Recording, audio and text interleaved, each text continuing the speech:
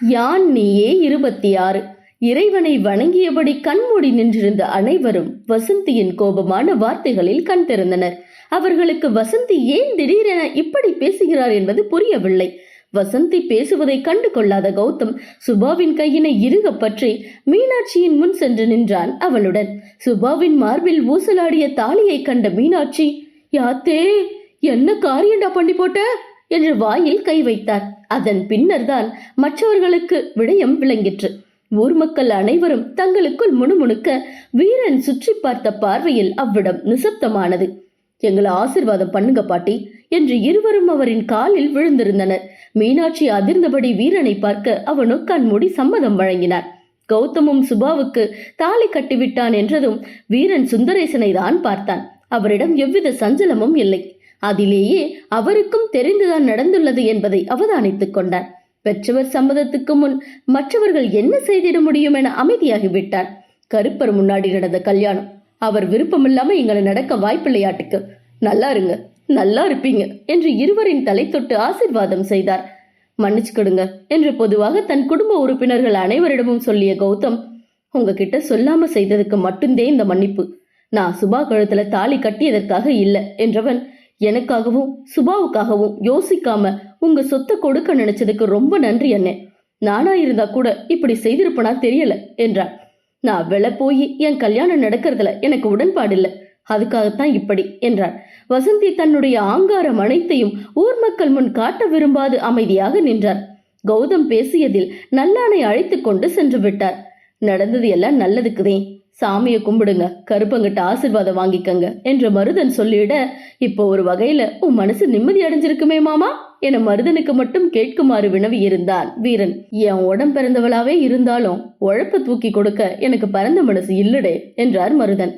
எல்லா சனம் கூடி நின்னு கருப்ப ஆசிர்வாதத்துல தானே கல்யாணம் நடந்திருக்கு, ஆக வேண்டியதை பார்ப்போம். பாண்டியன் தான் அடுத்து என்ன என்பதை நகர்த்தி சென்றார். சாமி கும்பிட்டு முடித்தவர்கள் வந்திருப்போர் அனைவரையும் உட்கார வைத்து பந்தியிட்டு உணவளித்தனர். மீனால் சாப்பிடக்கூட இல்லை. நாச்சியுடன் அங்கையுடன் நின்றிருக்க மற்றவர்கள் பந்தியில் கவனமாக இருந்தனர். மதினி, எல்லாம் முடிஞ்சதே, நாம வீட்டுக்கு போகட்டுமா? மீனாளின் முகம் அத்தனை சோர்ந்திருந்தது. ஏன் தா, இன்னும் நாம யாரும் உங்களைய என்று நாச்சி சொல்ல, பந்தி முடிஞ்சது சாப்பிட்டு போலாங்கா என்றாள் அங்கை. முடியல அங்கை, ரொம்ப நோவுது என்றவள், இப்போதான பந்தி ஆரம்பிச்சிருக்கு, முடிய நேரமாவுமே, நான் போறேன் என்று சொல்லிய மீனால் வீரனை தேடினாள். அவன் மும்முரமாக உணவு பரிமாறுவதில் ஈடுபட்டிருந்தான். நான் வேணுமென்னா வந்து விட்டு போட்டு வரட்டுமாக்கா என்று அங்கை கேட்டிட, வேணா மாட்டிக்கு சின்ன குட்டி, வண்டிதே இருக்குதே, போய்க்கிறேன் என்றாள். மீனால் ஸ்கூட்டியை கிளப்பி கொண்டு செல்ல சட்டென்று திரும்பி பார்த்த வீரனுக்கு மனைவியின் பின்உருவம் மட்டுமே தெரிந்தது. தன்னுடைய கையில் இருந்த பாத்திரத்தை லிங்கத்திடம் கொடுத்தவன் என்னவென்று பந்தியிலிருந்து வர, அக்காவால முடியலாட்டுக்கு மாமா, வீட்டுக்கு போயிட்டா என்றாள் அங்கை. என்று வீரன் வீட்டிற்கு செல்லலாம் என நினைக்க, அடுத்த பந்தி சோறு பத்தாதாட்டிக்கு அமிழ்தா, வருஷம் ஆக்க சொல்லு என்று கூறினார் பாண்டியன். அடுத்தடுத்து வீரன் பரபரப்பாகிவிட மக்கள் பந்தி முடிந்து வீட்டாட்கள் அமர்ந்தனர். குடும்பத்தினர் மட்டுமே எஞ்சி இருந்தனர். அனைத்தும் முடித்து கிளம்பும் வரை வீரன் அங்கிருக்க வேண்டிய நிலை தவிர்க்க முடியவில்லை.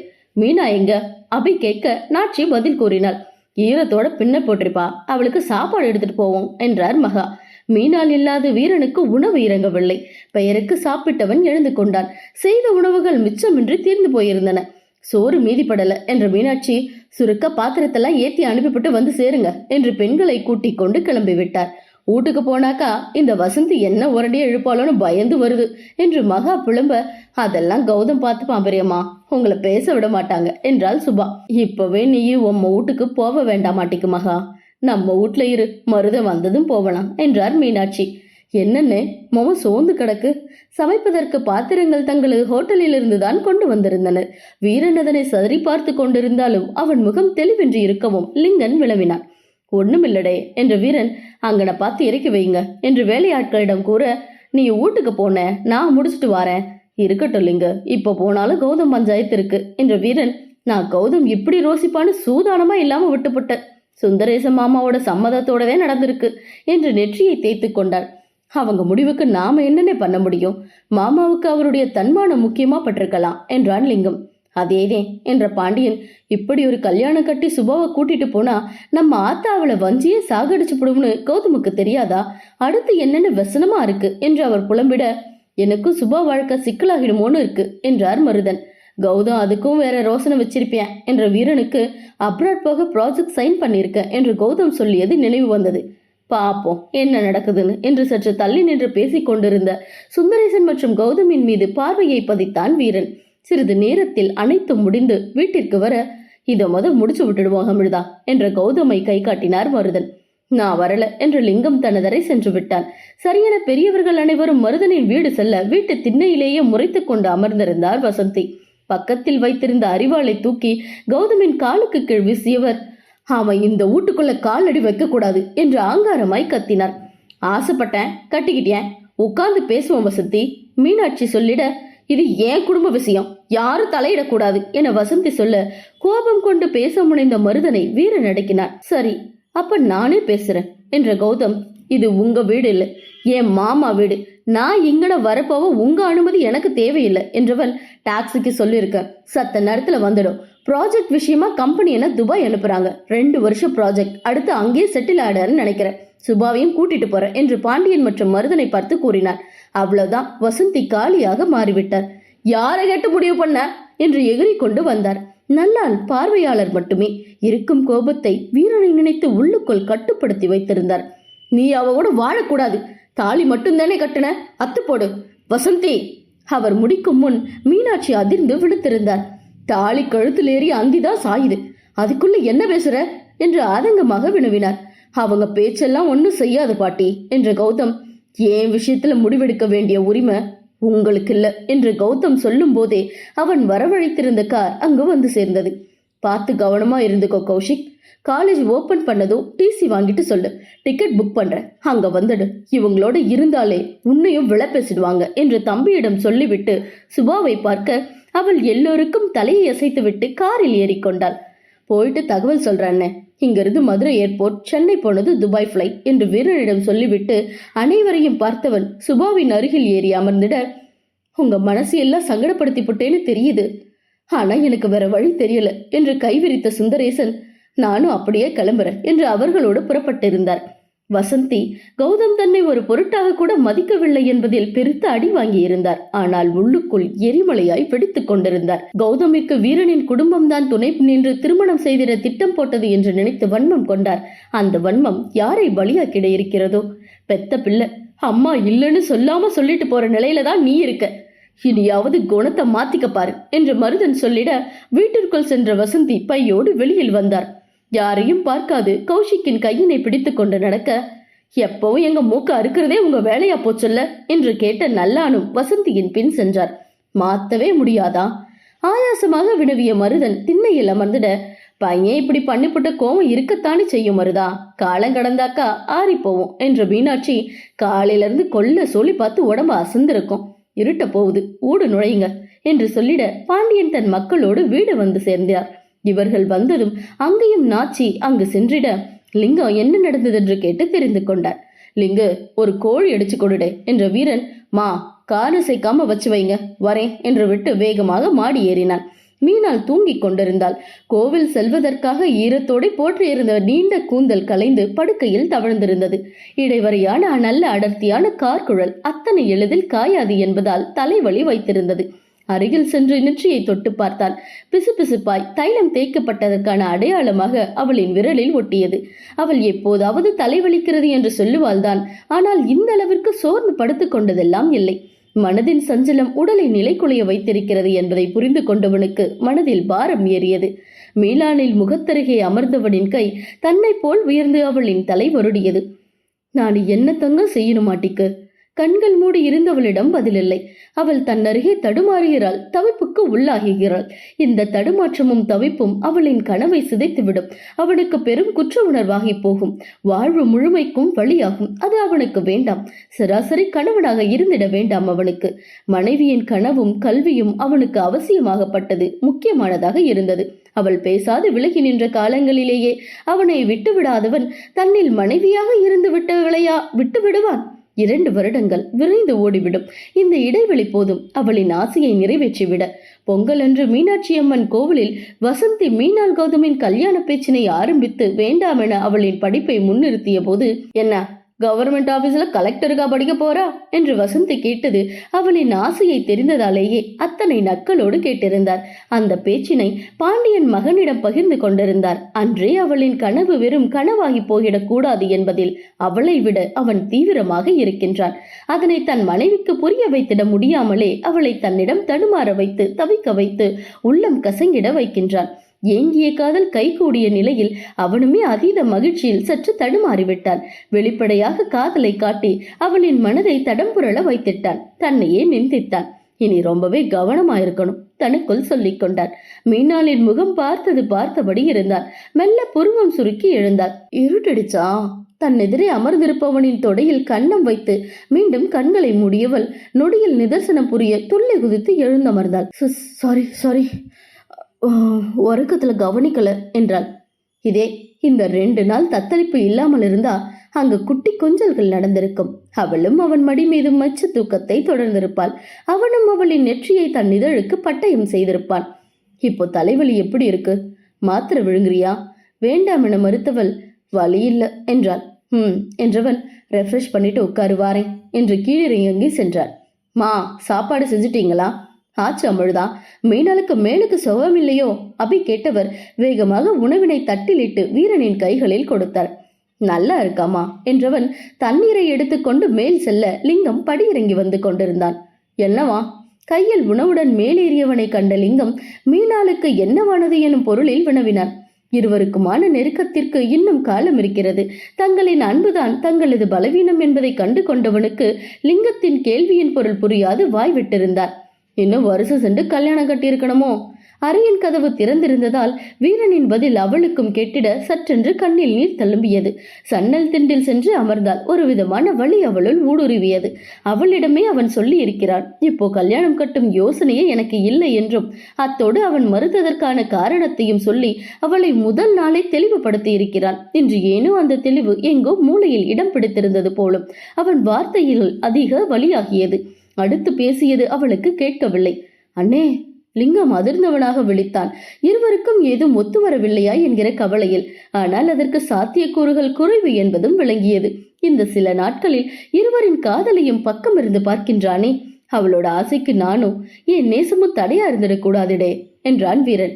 கல்யாணத்துக்கு பிறகு தொண்டையை சிறுமி என் நினப்பு மட்டும்தான் இருக்கு. எனக்காக அவளோட கனவை ஒதுக்கி வச்சிடுவா போல. அது கூடாதுடே என்றான். லிங்கத்திற்கு விளங்கிற்று.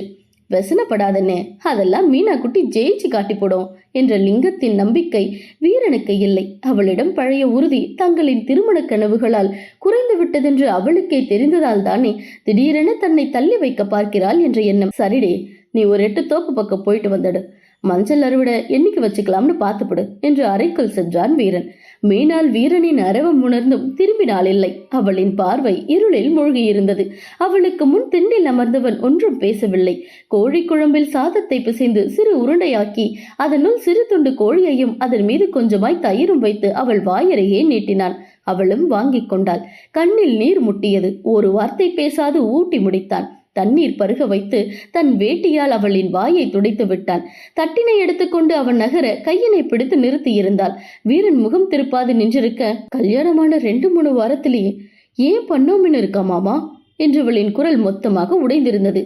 லிங்கத்திடம் பேசியதை அரைகுறையாக கேட்டிருக்கிறாள். நெற்றியை நீவிக்கொண்டான். உனக்கு என்ன புரியும் என்றவன் சென்று விட்டான். அவன் சென்ற திசையை பார்த்திருந்தவளுக்கு இந்த கசகசப்புல பலவித ரோசனைக்கு நடுவுல நம்ம வாழ்க்கை தொடங்க வேணாமாட்டிக்கு தங்கம்.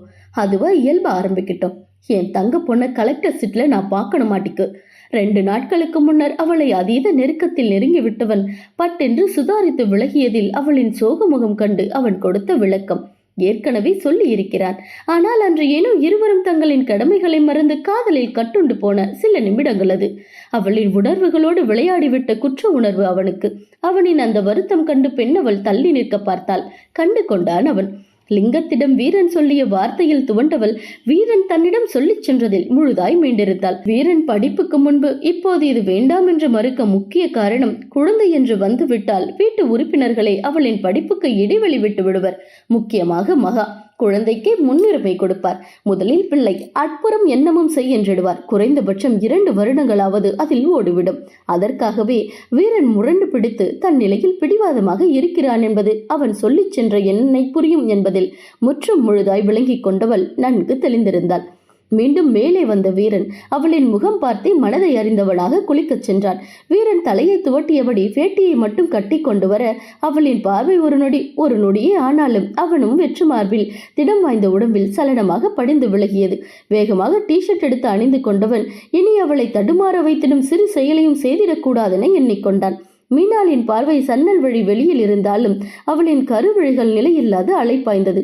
தான் ஆறுதல் கொடுத்தால் அவள் கூட்டிலிருந்து தன் மீதான காதலிலிருந்து வெளியில் வரமாட்டாள் என்று அவள் அருகில் செல்ல துடித்த கால்களை கடினப்பட்டு கட்டில் பக்கம் நகர்த்தி சென்றவன் புத்தகம் ஒன்றை கையில் எடுத்துக்கொண்டு தலைமாட்டில் சாய்ந்து கால் நீட்டி அமர்ந்து கொண்டான். சில நிமிடங்களில் தன்னவளின் பார்வை தன்னையே துளைப்பதை உணர்ந்தும் அவள் நிமிர்தான் இல்லை. மீனாளின் அலைபேசி இசைத்து அவளை மீட்டது. தீபா, அதெல்லாம் ஒண்ணுமில்ல, நல்லா இருக்க.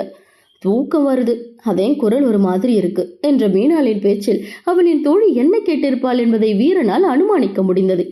ஓ அப்படியா, நான் போன் எடுக்கவே இல்லை, நாளைக்கு 10 மணிக்கு தானே என்றாள். காலேஜ் வரல தீபா, வீட்லயே காலேஜ் வெப்சைட்ல பாத்துக்கிறேன் என்றவள் மணியை பார்த்துவிட்டு வீரனுக்கு மறுபக்கம் சென்று படுத்துக்கொண்டாள். மாலை தூங்கியது வேறு, உறக்கம் வருவேனா என்று சதி செய்தது. அசையாது தனக்கு முதுகு காட்டி படுத்திருந்தாலும் அவள் உறங்கவில்லை என்பது அவனுக்கு தெரிந்துதான் இருந்தது. கௌதம் அழைத்தான். சென்னை சென்று சேர்ந்து விட்டதாகவும் அதிகாலை 3 மணிக்கு துபாய் செல்ல விமானம் என்றும் சொல்லி வைத்திட்டான். பார்த்து பத்திரமிடே என்றதோடு வீரன் பேச்சினை முடித்துக் கொண்டான். நேரம் செல்ல அவன் புத்தகத்தில் ஆழ்ந்து போனான். அவளோ உறக்கம் மண்டாது எழுந்து அவனைப் போலவே சாய்ந்தமர்ந்து அலைபேசியில் கேம் விளையாட தொடங்கிட சட்டென்று அலைபேசி அவளின் கையில் இருந்து பறித்திருந்தான். போன தலைவலி திரும்ப வரப்போகுது என்றவன் அவளை எடுத்து தன் மார்பில் சாய்த்திருந்தான். மீனாலும் முரண்டு பிடிக்காது கண்களை மூடிக்கொண்டாள். வீரன் புத்தகத்தை ஓரம் வைத்துவிட்டு அவளை அணைத்தவாறு கண்களை மூடிக்கொண்டான்.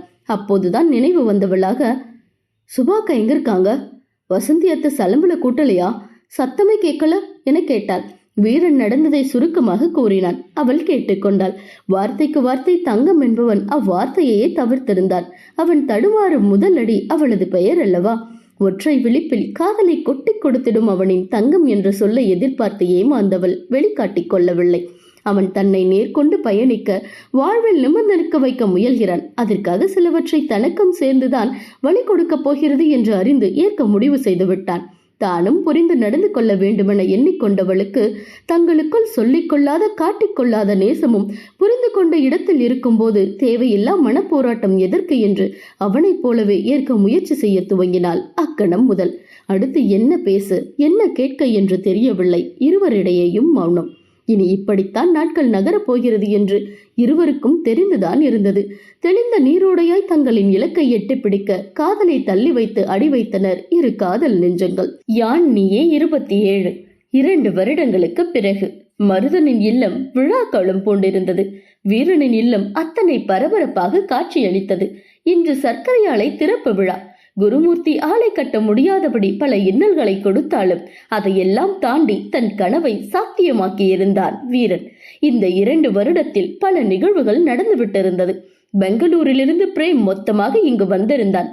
லிங்கத்துடன் சேர்ந்து ஹோட்டல் மேற்பார்வை செய்கிறான். 7ஆக இருந்த ஹோட்டலின் கிளைகள் மேலும் 2 உயர்ந்துள்ளது. இப்போது நாச்சிக்கு 9 மாதம்.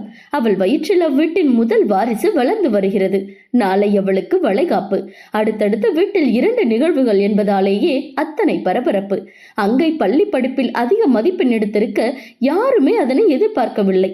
நன்றாக படிப்பாள் என்று தெரியும். ஆனால் விளையாட்டுத்தனமாக சுற்றி வருபவளிடம் படிப்பில் இத்தனை கெட்டி என்று தேர்வு முடிவுகள் வெளிவந்த போதுதான் கண்டு கொண்டனர். மாநில அளவில் முதல் மதிப்பெண் எடுத்த சிலரில் அவளும் ஒருத்தி. வீரன் கொண்டாடி தீர்த்து விட்டான். சின்ன குட்டே, அவனின் ஒற்றை அழைப்புக்கு அவளுள் புகுந்து கொண்டவள், நீ சொன்ன மாதிரி செய்து காட்டிவிட்டே மாமா, எனக்கும் நீ வாக்கு கொடுத்த மாதிரி என் மாமாவை கட்டி வச்சுப்படு என்றாள். சுற்றி அனைவரும் இருந்த போதிலும் அவள் சொல்லியது வீரனுக்கும் அவர்களுக்கு மிக அருகிலேயே நின்றிருந்த லிங்கத்திற்கு மட்டுமே கேட்டது. இதுதான் அன்னைக்கு தென்னந்தோப்புல உங்களுக்குள்ள நடந்த டீலாக்கும். லிங்கம் புருவ தூக்கலுடன் கேட்டிட ஆம் என்று இருவரும் ஒன்றாக தலையசைத்தனர். அப்போ கேட்டப்பெல்லாம் வேற சொல்லியிருக்கீங்க. முறை என்று முடியாது தோற்றான். சரி, உனக்கு என்ன வேணுமாட்டிக்கு வீரன் அங்கையிடம் கேட்டிட, என் மாமா பட்டென்று கேட்டிருந்தாள். லிங்கத்திற்கு அவளின் ஆழக்காதல் எப்போதும் போல் எப்போதும் தித்திப்பாய் உள்ளம் நிறைந்தது. அவன் உனக்குதே, இனிமேட்டு அவனே உன்னை வேணாம்னு சொல்ல மாட்டியா என்றார் வீரன். நீ கட்டுற சக்கர ஆலையை எனக்கு கொடுத்து விடுமாமா என்று அங்கை விளையாட்டாய் கேட்டிட, ஏன் சின்ன குட்டிக்கு இல்லாததா, உனக்குதே என்றிருந்தான் வீரனும். அதிக மதிப்பெண் எடுத்திருக்கிறாய், மருத்துவம் படிக்கின்ற பெரியவர்கள் யார் சொல்வதையும் கேட்காது அன்று லிங்கத்திடம் சொல்லியது போல் ஹோட்டல் மேலாண்மை எடுத்தாள். காரணம் புரிந்த வீரன் அங்கைக்கு சப்போர்ட் செய்திட, பெரியவர்களின் பேச்சு அங்கையின் படிப்பில் எடுபடவில்லை. அங்கை அந்த சிறு வயதிலேயே ஒவ்வொன்றையும் தன் மீது கொண்ட நேசத்திற்காக செய்திட லிங்கத்திற்கு அவள் மீதான அன்பு கூடிக்கொண்டே போனது. என்ன அதனை வெளிக்காட்டிடாது தனக்குள் பொத்தி வைத்து வளர்த்து வருகிறாள். இப்போது அங்கை 3ஆம் வருட படிப்பில் அடி வைத்திருக்கிறாள். சென்னையில் விடுதியில் தங்கி படிக்கின்றாள். இங்கே படி என்ற லிங்கம் சொல்லியே அவள் கேட்கவில்லை. கல்லூரிக்கு முதல் நாள் கிளம்பும் வரை முகத்தை தூக்கி வைத்தபடி திரிந்த லிங்கத்தின் அறைக்குள் அதிரடியாக நுழைந்தவள் உரிமையாய் அவனின் மார்பில் தலை சாய்த்து நின்றாள். பிளீஸ் டி அங்க, உன் மேல கோபமா சுத்திட்டு இருந்தாலும் உன்னை ஒரு நாள் பார்க்கலனாலும் ஒண்ணு ஓடாது என்றான் அவளை கட்டி கொண்டு. தான் சாய்ந்ததும் விலக்கி நிறுத்துவான் என்று எதிர்பார்த்தவள் அவனின் அணைப்பையும் வார்த்தையும் எதிர்பார்க்கவில்லை. உன்னைய பக்கத்துல வச்சுக்கிட்டு முடியாது மாமா, நான் அம்புட்டு நல்ல பொண்ணுலாம் இல்ல, உன்னைய மாதிரி ஸ்டெடியாலாம் என்னால இருக்க முடியாது, புரிஞ்சுக்கோயே மாமா என்று அவள் கொடுத்த விளக்கத்திற்கு பின்னே, தினமும் போன் போடணும், வாரம் இங்கட வந்துவிடணும் என்ற விதியோடு அரைமனதாக சம்மதித்தான். இருவரின் தூர காதல் அலைபேசி வழியாக பெருங்காதலாக வாசம் வீசிக் கொண்டிருக்கிறது. வீட்டின் விழாவிற்காக வந்து கொண்டிருக்கும் அங்கையை அழைப்பதற்காக லிங்கம் மதுரை சென்றுள்ளான். வசந்தி நல்லானின் பணி ஓய்விற்கு பிறகு இங்கேயே வந்து விட்டார். 2 வருடத்தில் தன்னை மாற்றிக்கொண்டதை போல் அனைவரையும் நம்ப வைத்திட்டார். அவர் ஊருக்குள் பூர்வீக வீட்டிற்கு அருகிலேயே இருக்கும் மற்றொரு வீட்டில் வசிக்கிறார். தினமும் ஒரு முறையாவது அண்ணன் வீட்டிற்கு வந்து தன்னுடைய பாசாங்க பாசத்தை காட்டிட வந்துடுவார். கௌதம் தன்னுடன் அழைத்தும் கௌஷிக் அவனுடன் செல்லவில்லை. இந்நிலையில் தானும் விட்டுவிட்டால் தாய் தந்தை இன்னும் ஒடுங்கி விடுவர் என்று அவர்களுடனே இருந்து கொண்டார். மதுரையில் மென்பொருள் நிறுவனம் ஒன்றில் பணிபுரிகிறார். கௌதம் சுபாவிற்கு 1 வயதில் மகன் இருக்கின்றார். திருமணம் முடிந்த 2ஆம் மாதம் சுபா கருத்தரித்திட சுந்தரேசன் விருப்ப ஓய்வு பெற்று அவர்களுடன் துபாயில் நிரந்தரமாக தங்கிக் கொண்டார். அந்த நேரத்தில் வசந்தி நல்லானுடன் துபாய் சென்று கௌதமிடம் மன்னிப்பு கேட்டு சில நாட்கள் உடனிருந்து சுபாவை கவனித்துக் கொண்டார். அதன் பின்னர் கௌதம் வசந்தியிடம் பேசவில்லை என்றாலும் மகனாக தன் கடமையை செய்து கொண்டிருக்கிறான். விசேடம் என்றால் தன் குடும்பத்தோடு ஊர் வந்து செல்கிறான். இன்றும் வந்திருக்கிறான். கௌதம் சுபாவின் மகன் மனிஷ் கௌஷிக்குடன் சேர்ந்து வீட்டை அதகலம் செய்து கொண்டிருக்க நல்லானா அதிசயமாக சிரித்துக் கொண்டிருக்கிறார். கிளம்பலையா? கௌதம் பொதுவாய் கேட்டிட, மாமா வீட்டுக்கு போகணும் கௌதம், எல்லோரிடமும் போகலாம் என்றாள் சுபா. அவர்கள் வீரனின் இல்லம் வர மருதனும் தன் வீட்டாட்களுடன் அங்கு வந்தார். என்ன பாண்டியா, கிளம்பியாச்சா என மருதன் கேட்டுக்கொண்டே உள்ளே வர வீரன் சமையல் அறையிலிருந்து கையில் தட்டுடன் வெளியில் வந்தான். என்ன அமுதா, இன்னும் நீ இங்கன இருக்க? அங்கன மினிஸ்டர் வரும்போது நீ இருக்க வேணாமாட்டிக்கு என்ற மருதனிடம், நீங்க எல்லாரும் போங்க மாமா, நான் பின்னாலேயே வாரேன் என்று நடந்து கொண்டே பதில் சொல்லியவனாக மாடி ஏறி இருந்தான். என்னடே இவன் இப்படி சொல்லி போட்டு போறான்? மீனாளுக்கு பரீட்சை இருக்குல்ல மாமா, இப்போ அவனுக்கு அதுதான் கருத்துல நிற்கும் என்று பதில் சொல்லிய பாண்டியன், நாம போவோம் வாங்க, அமிர்தம் சரியா வந்து விடுவியான் என்றார். மீனாட்சி பாட்டி சாமி கும்பிட்டு வர அனைவரும் ஏற்பாடு செய்திருந்த வண்டியில் ஏறி சர்க்கரை ஆலைக்கு சென்றனர். மீனாள் தேர்விற்கு அனைத்தும் சரியாக இருக்கிறதா என்று சரிபார்த்து பையில் எடுத்து வைத்துக் கொண்டிருக்க அவளுடன் நடந்து கொண்டே உணவினை ஊட்டிவிட்டு கொண்டிருந்தான் வீரன். இந்த 2 வருடங்களில் இருவருக்கும் இடையேயான அமைதி அத்தனை அசாத்தியமானதாக இருந்தது. தேவை எனும் நிலையில் மட்டும் இயல்பாய் பேசிக் கொண்டனர். அவனின் பேச்சு கட்டப்பட்டு கொண்டிருந்த ஆளை பற்றியும் அவளுடைய பேச்சு படிப்பினை பற்றி மட்டுமே இருக்கும். மீனாள் படிக்கும் நேரம் வெகு தாமதமானாலும் அவனும் ஏதேனும் புத்தகத்தோடு அவளோடு உட்கார்ந்திருப்பான். மீனாளுக்கென்று ஒவ்வொன்றையும் பார்த்து பார்த்து செய்பவன் தவறி கூட தன் கண்ணில் காதலை காட்டிட மாட்டான். மீனாலும் தான் எதிர்பார்த்தால் கூட அவனிடமிருந்து காதல் பார்வை கிட்டாது என்று அறிந்து தன் கனவை அவனது கனவாக சுமக்கும் கணவனுக்காக மட்டுமே படிப்பில் இன்னும் தீவிரம் காட்டினாள். இரவில் மனைவியை தன் கைவளைவில் வைத்து உறங்க வைப்பவனிடத்தில் தாய்மை மட்டுமே அவளால் உணர முடியும். கோகுலிற்கு பயந்து கல்லூரி செல்ல அடம் பிடித்தவளை அவளின் தேர்வு முடிந்த அந்த 1 வருடமும் வீரனை அழைத்து சென்று கூட்டி வந்தான். மீனாள் அந்த வருடத்தின் 2வது பருவத்தில் இருந்து போதே பயிற்சி வகுப்பில் சேர்த்து விட்டான். கல்லூரி செல்வதால் வாரத இறுதியில் பயிற்சி வகுப்பிற்கு செல்வாள். அதற்கும் வீரன் தான் டிரைவர் வேலை பார்த்தான். கல்லூரி முடித்த அடுத்த ஒரு வருடம் முழுக்க யூபிஎஸ்சி தேர்வு எழுத பயிற்சி வகுப்பு, நூலகம், வீடு என்று எங்கு பார்த்தாலும் புத்தகமும் கையுமாகத்தான் இருந்தாள். வீட்டில் இருப்பவர்களிடம் அவளது பேச்சு முற்றிலும் குறைந்து விட்டது. அதுவும் பயிற்சி வகுப்புகள் இல்லாத நாட்களில் அறையில் மட்டுமே அவளின் வாசம். நேரத்திற்கு உணவினை கூட வீரன் தான் எடுத்து வந்து ஊட்டிச் செல்வான். அதை கூட உணரும் நிலையில் அவள் இருந்திட மாட்டாள். மீனாளுக்கு வீரனுடனான இடைவெளியை முற்றும் முழுதாக நீக்கிவிட வேண்டும். அதற்கு அவள் முதல் முறையிலேயே 11 பேப்பரிலும் தேர்ச்சி பெற்றிட வேண்டும். அதற்காகவே இரவு பகல் பாராது புத்தகத்தில் தன்னை மூழ்கடித்துக் கொண்டாள். இப்படி படிச்சு அவளுக்கு எதுவும் ஆக போகுது அப்பு. வீட்டில் இருப்பவர்கள் யார் சொல்வதையும் கணவன் மனைவி இருவருமே காதில் போட்டுக் கொள்ளவில்லை. அவளுக்கு வீரனுடன் காதலாக வாழ்ந்திட வேண்டும். அவனுக்கு அவளது ஆசையை எட்டி பிடித்திட வேண்டும். அதற்காகவே சுற்றுப்புறத்தை மறந்தனர். லிங்கம் மட்டுமே அவ்வப்போது மீனாளிடம் அறைக்குள் வந்து பேசிச் செல்வான். அவனுக்கு வீரன் மீதுதான் கோபம் வந்தது. உன்னாலதே அன்னை மீனா குட்டி இம்புட்டு கஷ்டப்படுது என்றான். படிக்கிறது கஷ்டமாடே என்று சிரித்து செல்லும் வீரனின் தலையிலேயே நன்கு கொட்ட வேண்டுமென தோன்றும். உன்னை நான் கண்டு கொண்டேன் எனும் விதமாக வீரன் பார்க்கும் பார்வையில் லிங்கம் அசடு வழிய வேண்டியிருக்கும்.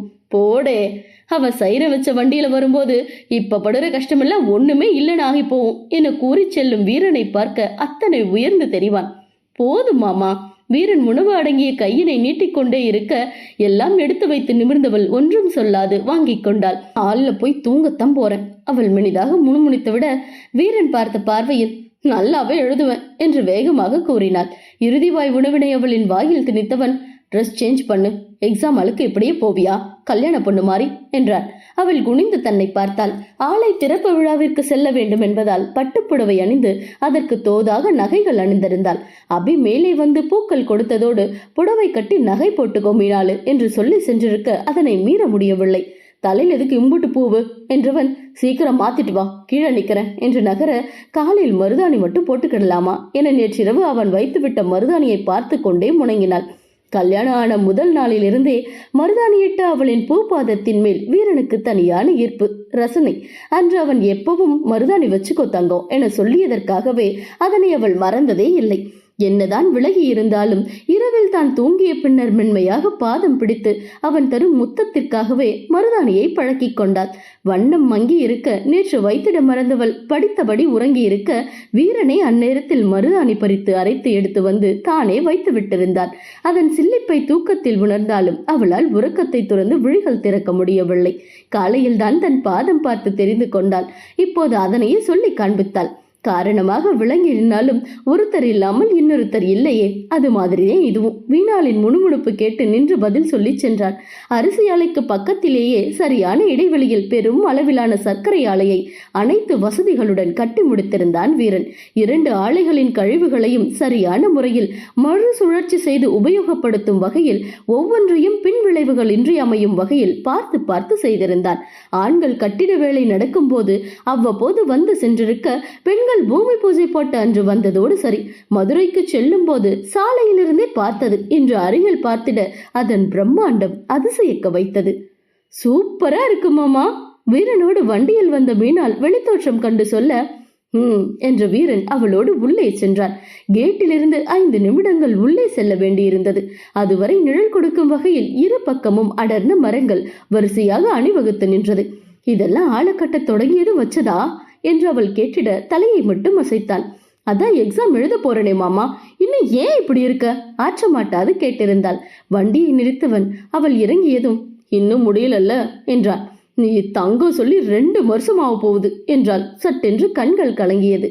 கண்டு கொள்ளாதவனாக உள்ள போலாம் என்று முன் செல்ல நீர் துளிர்த்த கண்களை துடைத்துக் கொண்டு பெருமூச்சோடு அவனை பின்தொடர்ந்தாள். வான்னு மினிஸ்டர் இப்போதையும் கிளம்பினார், பிஏ கால் பண்ணாங்க என்ற லிங்கத்திடம் சின்ன குட்டி எங்கட என கேட்டுக்கொண்டே வீரன் நகர, உன்னைய சேலை கட்ட சொன்னேனாத்தா என்று கேள்வியாக மீனாளின் பக்கம் அபி செல்ல மீனாள் வீரனை பார்த்தாள். அவ பரீட்சைக்கு போக வேணாமாட்டிக்கு, நான் தான் சேலை வேணாம்னு சொன்னேன் என்று சொல்லிவிட்டு நாச்சியுடன் அமர்ந்திருந்த அங்கையின் அருகில் சென்றார். வீரனை கண்டதும் அங்கை உற்சாகமாக எழுந்து அவனின் கரம் பற்றி துள்ளி குதிக்க, மினிஸ்டர் வரும் வரையில வேறு வேலை எதுவும் இல்லாததால் அங்கையுடன் பேசிக்கொண்டே அமர்ந்து விட்டான். மீனாளின் பார்வை முழுக்க தன் தங்கையுடன் சிரித்து பேசிக் கொண்டிருந்த வீரனிடம்தான். வீரன் மீனாளுடன் இப்படி பேசி வருடங்கள் 2 ஓடி இருந்தது.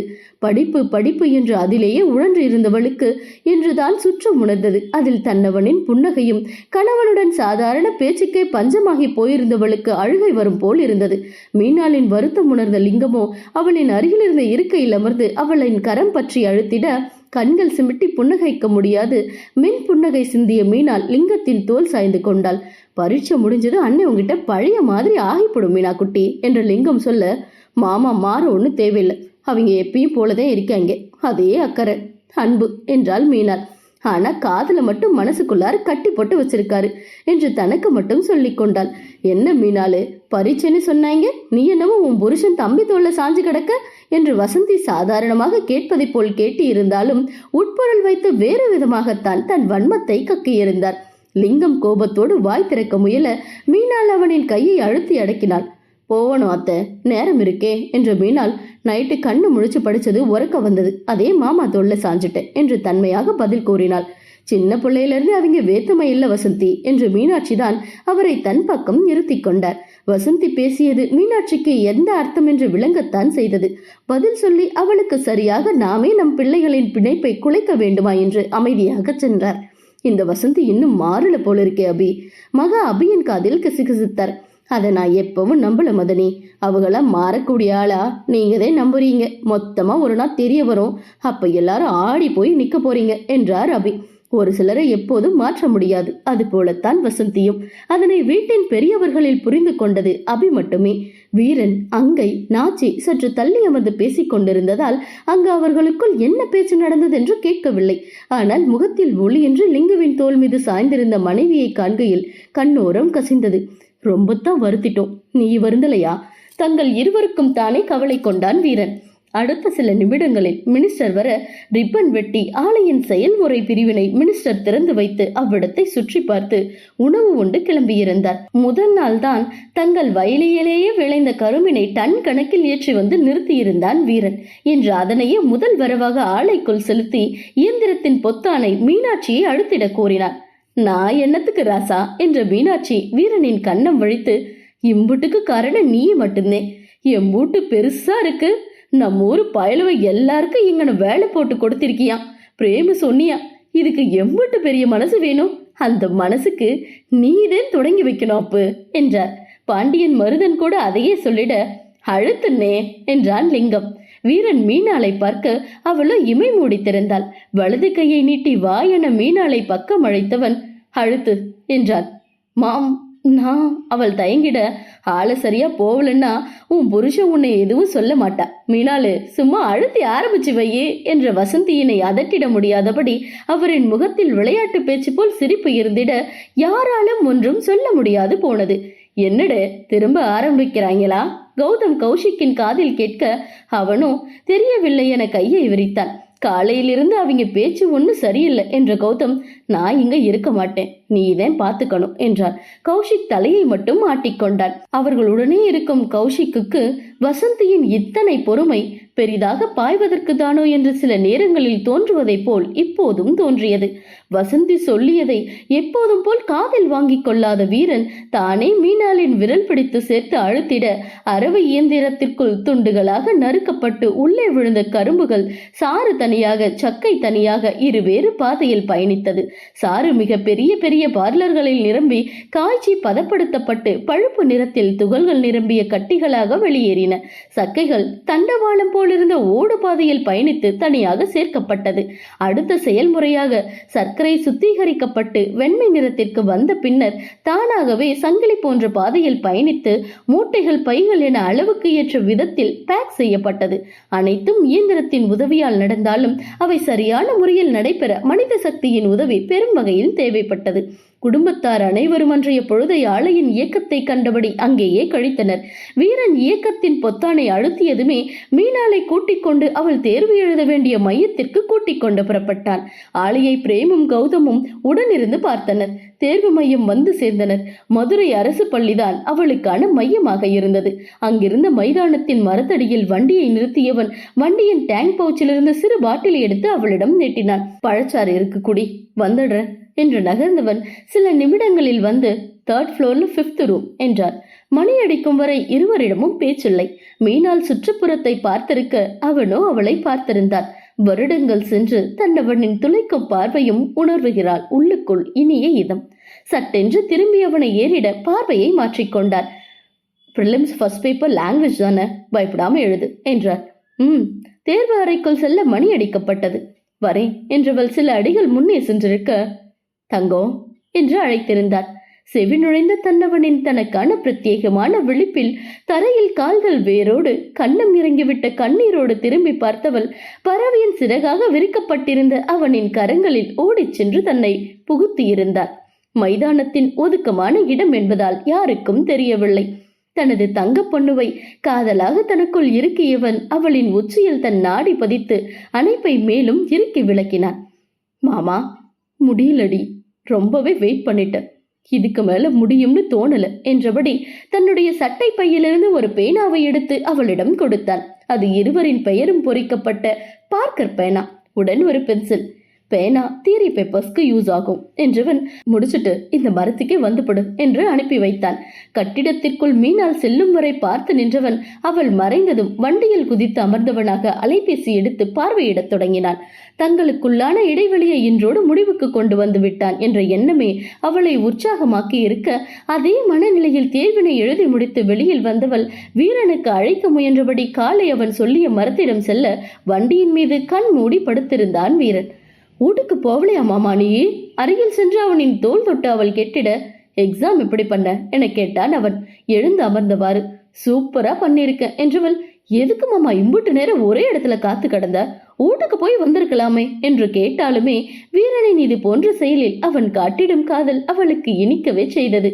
உனக்காக காத்திருக்கிறது சுகந்தாண்டி என்றவன் வண்டியை உயிர்ப்பிக்க, வீரன் அமிழ்தறைவன் is back to his mode என்று ஆர்ப்பரித்து சிரித்தாள் மீனாள். அவளின் சிரிப்பு அவனையும் தொற்றிக் கொண்டது. காலையில் ஒரு பொண்ணு சோக மூஞ்சி ரொம்ப வாட்டுச்சு, அதே இறங்கி வந்த என்றவனிடம் அதீத குறும்பு மிச்சமாக கண்களின் ஓரம் தேங்கி நின்றது. யான் நீயே 28. தேர்வு முடித்து வீரனும் மீனாளும் வீட்டிற்கு வரும் பொழுது யாரும் இல்லை. இன்னும் ஆளிலிருந்து யாரும் வரல போல இருக்கு மாமா என்று மீனாள், நாம ஆலைக்கு போவோமா என கேட்டாள். வரும்போதே பார்த்துட்டு வந்திருக்கலாம் என்ற வீரன், நீ உறங்கி எழும்ப, நான் வாரேன் என்று கிளம்பினான். நானும் வாரேனே மாமா. இறங்கி வந்தது அடம் பிடிக்கிற தங்கோ. வீரனின் குரல் அதட்டலாக வந்திட, நான் தூங்கிட்டான் என்று உடலை குறுக்கி மெத்தையில் படுத்து விட்டாள். உங்கிட்டு உறங்கு தங்கம் என்றவன் ஆலைக்கு சென்று விட்டான். சலிப்பாக எழுந்து அமர்ந்தவள், இதுக்கு முன்ன மாதிரியே இருந்திருக்கலாம், ஊட்டியாவது விட்டிருப்பாங்க என்று திரும்பிட உணவோடு நின்றிருந்தான் வீரன். இந்த 2 வருடத்தில் தள்ளி இருந்தாலும் விலகலை இருவருமே உணராது இருந்ததற்கு முக்கிய காரணம் வீரன் மீனாளுக்கு உணவு ஊட்டுவது. ஒருவேளையாவது அவன் ஊட்டி விடுவான். அதுவே அவர்களுக்குள் உயிர்ப்பை கொடுத்திருந்தது, பழகியும் இருந்தது.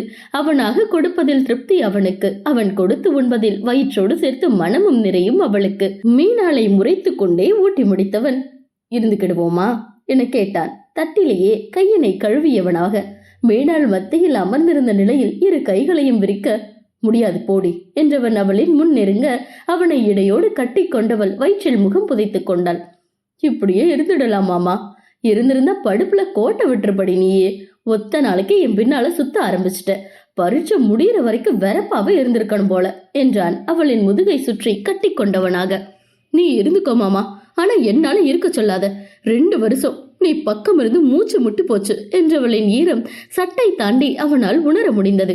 நீ எக்ஸாம் கிளியர் பண்ணி ட்ரைனிங் பீரியட் எல்லாம் முடிஞ்சு அந்த சீட்ல உக்காந்தது எல்லாம் மறைஞ்சு போவோம் தங்கம், இதுக்கு எதுக்கு வசனப்படுற என்றவன் அவளின் முகம் பிரித்து தன்னை பார்க்குமாறு கண்ணம் தாங்கி உயர்த்தியவன் அவளின் நெற்றி முட்டினான். எனக்கு உன்னை காட்டிலும் எதுவும் பெருசு இல்ல மாமா, புரிஞ்சுக்கோ, ஏன் இனி இந்த மாதிரி கோட்டித்தனமா என்னவோ பண்ணாத என்று முறைத்து கொண்டு கூறினாள். வீரன் அவளின் கோவத்தில் சத்தமிட்டு சிரித்தாலும் அவளின் காதலை உள்வாங்கிட மறுக்கவில்லை. வீரனின் சிரித்த முகத்தை இமை கொட்டாது ரசித்தவள், முத்தா கொடுவாமா என்று கன்னத்தை காட்டினாள். உனக்கு வேணும்னா நீயே கொடுடி என்று அவனும் தன் கன்னத்தை காட்டினான். முதல் நான் தான் கேட்டேன், நீ கொடு. நீ. இருவரும் மாற்றி மாற்றி பிடிவாதம் பிடிக்க, யாரோ கொடுங்க, அதுக்கு முன்ன கதவை மூடுங்க என்று கூறிவிட்டு சென்றான் லிங்கம். நான் எப்போ லவ்ஸ் பண்ணாலும் இந்த லிங்க பயலுக்கு மூக்கு வேர்த்து போகுது என்று சொல்லிக்கொண்டே வீரன் கதவினை சாற்றிட வர அங்குதான் சற்று தள்ளி மார்பிற்கு குறுக்கே கைகளை கட்டி கொண்டு நின்றிருந்தான் லிங்கம். என்னடே, உன்னைய பார்த்து தானே கத்துக்கிட்டு இருக்கேன் என்றான் லிங்கம். என்னதுடே லவ்ஸ் அடிங் என்று வீரன் வேட்டியை மடித்து கட்டியவனாக லிங்கத்தை அடிக்கச் செல்ல அவனோ கையில் அகப்படாது ஓடினான். வீரனும் விடாது விரட்டினான். லிங்கம் கீழே ஓடிட வீரனும் தொடர்ந்தான். இருவரின் சத்தமும் கேட்டு வெளியில் வந்த மீனாள் அவர்களின் செயலில், விடாது மாமா, பிடி பிடி பிடி, நீ இன்னும் வேகமா ஓடு மாமா என்று இருவருக்கும் துணையாக கத்திட இருவரும் ஒன்றாக நின்று அவளை பார்த்தனர். என்ன? மீனாள் விதப்பாக கேட்டிட, நீ இப்ப யாருக்கு சப்போர்ட் பண்ற என ஒரு சேர கேட்டனர். ரெண்டேருக்குந்தே, ரெண்டேருமே எனக்கு முக்கியம் என்றவள் இருவருக்கும் நடுவில் வந்து நிற்க, இது கல்லாட்டம் என்றான் லிங்கம். எது என கேட்டுக்கொண்டே அங்கை வர, எல்லாரும் வந்தாச்சா என கேட்டான் வீரன். பொம்பளை ஆளுவ மட்டும் வந்தாச்சு மாமா என்ற அங்கை வீரனின் அருகில் சென்று நின்றாள். அனைவரும் உள்ளே வந்தனர். இப்ப பாரு என்று மீனாளிடம் கண்ணை காட்டிய லிங்கம், நீ எங்க ரெண்டேர்ல யாருக்கு சப்போர்ட் பண்ணுவ என அங்கையிடம் கேட்டான். அவளும் சற்றும் யோசிக்காது, வீரா மாமாவுக்குதே என்றிருந்தாள். பாரு நீயுந்தே இருக்கியே என்று மீனாளின் தோளில் இடித்தான் லிங்கம். வலிக்க போகுதுடே என்ற வீரன் மீனாளை தன் பக்கம் இழுத்தான். அவர்களின் சேட்டையை வசந்தியை தவிர மற்றவர்கள் விளையாட்டாக பார்த்து ரசித்தபடி அமர்ந்தனர். இப்படியே உன் பக்கத்துக்கு இழுத்து பிடிச்சுக்காமழுதா, யாரு புருஷன் பொண்டாட்டினே தெரியல என்றபடி தூணில் சாய்ந்தவாறு கால் நீட்டி தரையில் அமர்ந்த வசந்தி, அசதியா இருக்குது, மோர் கொடு மீனாளு என்று தன்னை துளைக்கும் அனைவரின் பார்வையையும் தவிர்த்தவராக சேலை தலைப்பால் முகத்தை துடைத்துக் கொண்டிருந்தார். அந்த ஃபேனை போடு அங்கை, உங்க தலையில வேணும்னா போடுறேன் என்று அங்கை கோபமாக முணுமுணுக்க, சும்மா இரு அங்கை என்று அவளை அடக்கினான் வீரன். என்ன சும்மா இருக்கணும், காலையிலிருந்து ஒரு மாறித்தான் பேச்சு வருது அவங்களுக்கு என்று சீறினாள் லிங்கம். குடும்பத்துக்குள்ள குழப்பம் பண்ண பாக்குறாங்கன்னு புரியுதுல்ல, அப்புறம் என்னத்துக்கு நாம அதை கண்டுக்கிடணும், எம்பிட்டு நாளைக்கு பேசிடுவாங்க என்று வீரன் வாய் திறந்து ஏதோ சொல்ல வந்த மீனாட்சியின் பார்வையால் தடுத்து வைத்து, எங்க மனசுல எந்த அழுக்கும் இல்ல பெரியம்மா, பாக்குற உங்களுக்கு தப்பா தெரிஞ்சா அழுக்கு உங்க மனசுலதே என்று கூர்மையாக கூறினார். ரொம்பத்தேன், ஊருல யாரும் நாக்கு மேல பல்லு போட்டு பேசிடக்கூடாதுன்னதே சொன்னேன், நீங்க எப்படி இருந்தாக்க எனக்கு என்ன என்ற வசந்தி, நான் என் வீட்டுக்கு போய் ஜூஸ் குடிச்சுக்கிறேன் என்று சென்றிருந்தார். கொஞ்ச நாள் அடங்கி இருந்தா இப்ப ஆரம்பிச்சுட்டா மீனாட்சி புலம்பினார். அமிழ்தன் ஆளை கட்டின கடுப்புமா அவளுக்கு, அதை காலையில இருந்து இப்படி காட்டிட்டு தெரியறா என்று மகா சரியாக கூறினார். எல்லாம் சேர்ந்த கோபம் வசந்தியின் மனதில் வன்மமாக வளர்ந்திருக்க அறுத்திட காத்திருந்தார். அவரின் கண்ணில் நின்ற லிங்கமங்கையின் காதல் காட்சி பட்டிருக்க, எப்படி கல்யாணம் நடக்குதுன்னு பாக்குற என்று சூளுரைத்துக் கொண்டார். அங்கை ஊருக்கு வந்து 4 மாதங்கள் ஆகியிருந்தது. தினமும் இரவில் லிங்கத்துடன் 2 நிமிடங்களாவது வீடியோ காலில் பேசிடுவாள். அவள் மட்டுமே பேசுவாள். அவன் ரசித்துக் கொண்டிருப்பான். ஒரு நாள் கால் வரவில்லை என்றாலும் அவளை உண்டில்லை என்று செய்து விடுவான். வெயிட் பண்றதுக்கு நீயே பண்ணலாம்ல மாமா என்று அங்கை கேட்டால், நான் வெயிட் பண்ணி நீ கூப்பிடுறது நல்லா இருக்காங்கை என்று கண்களில் காதலோடு சொல்லும் அவனின் அந்த முகம் காணவே வேண்டுமென்றே தாமதமாக அழைத்திடுவாள். காக்க வச்சு வெறுப்பெத்திரியாடி என்று முதலில் முறுக்கிக் கொள்பவன் அழைப்பின் இறுதியில் அவளை கெஞ்சி கொஞ்சிக் கொண்டிருப்பான். இந்த வருடம் அவளின் படிப்பு முடிகிறது என்பதில் அங்கையை விட லிங்கம் தான் பலத்த எதிர்பார்ப்போடு இருக்கிறார். காலை அங்கையை மதுரையிலிருந்து நேராக ஆலைக்குத்தான் அழைத்து வந்திருந்தான் லிங்கம். அவர்கள் இருவரும் ஒன்றாக வருவது புதிதில்லை என்றாலும் அவர்களுக்கு நடுவில் தெரிந்த நெருக்கம் வேறு கதை சொல்ல வசந்தி உன்னிப்பாக கவனித்தார். லிங்கத்தின் பின்னால் அமர்ந்திருந்த அங்கையின் கரம் அவனின் தொடை மீது லிங்கத்தின் கையை பற்றி பிணைத்தபடி இருந்தது. கையை விடு அங்கை, எல்லாரும் இருக்காங்க என்று லிங்கத்தின் பேச்சினை காதிலே வாங்காதது போல் மேலும் பிணைத்துக் கொண்டவள், உன்னை கட்டிக்கணும் போல இருக்குமாமா, இறுக்கமா கட்டிக்கோ விடுற என்றாள். அதெல்லாம் கல்யாணத்துக்கு பொறவுதான் என்றவன் வலுக்கட்டாயமாக தன் கையை பிரித்தெடுத்து வண்டியை நிறுத்தினான்.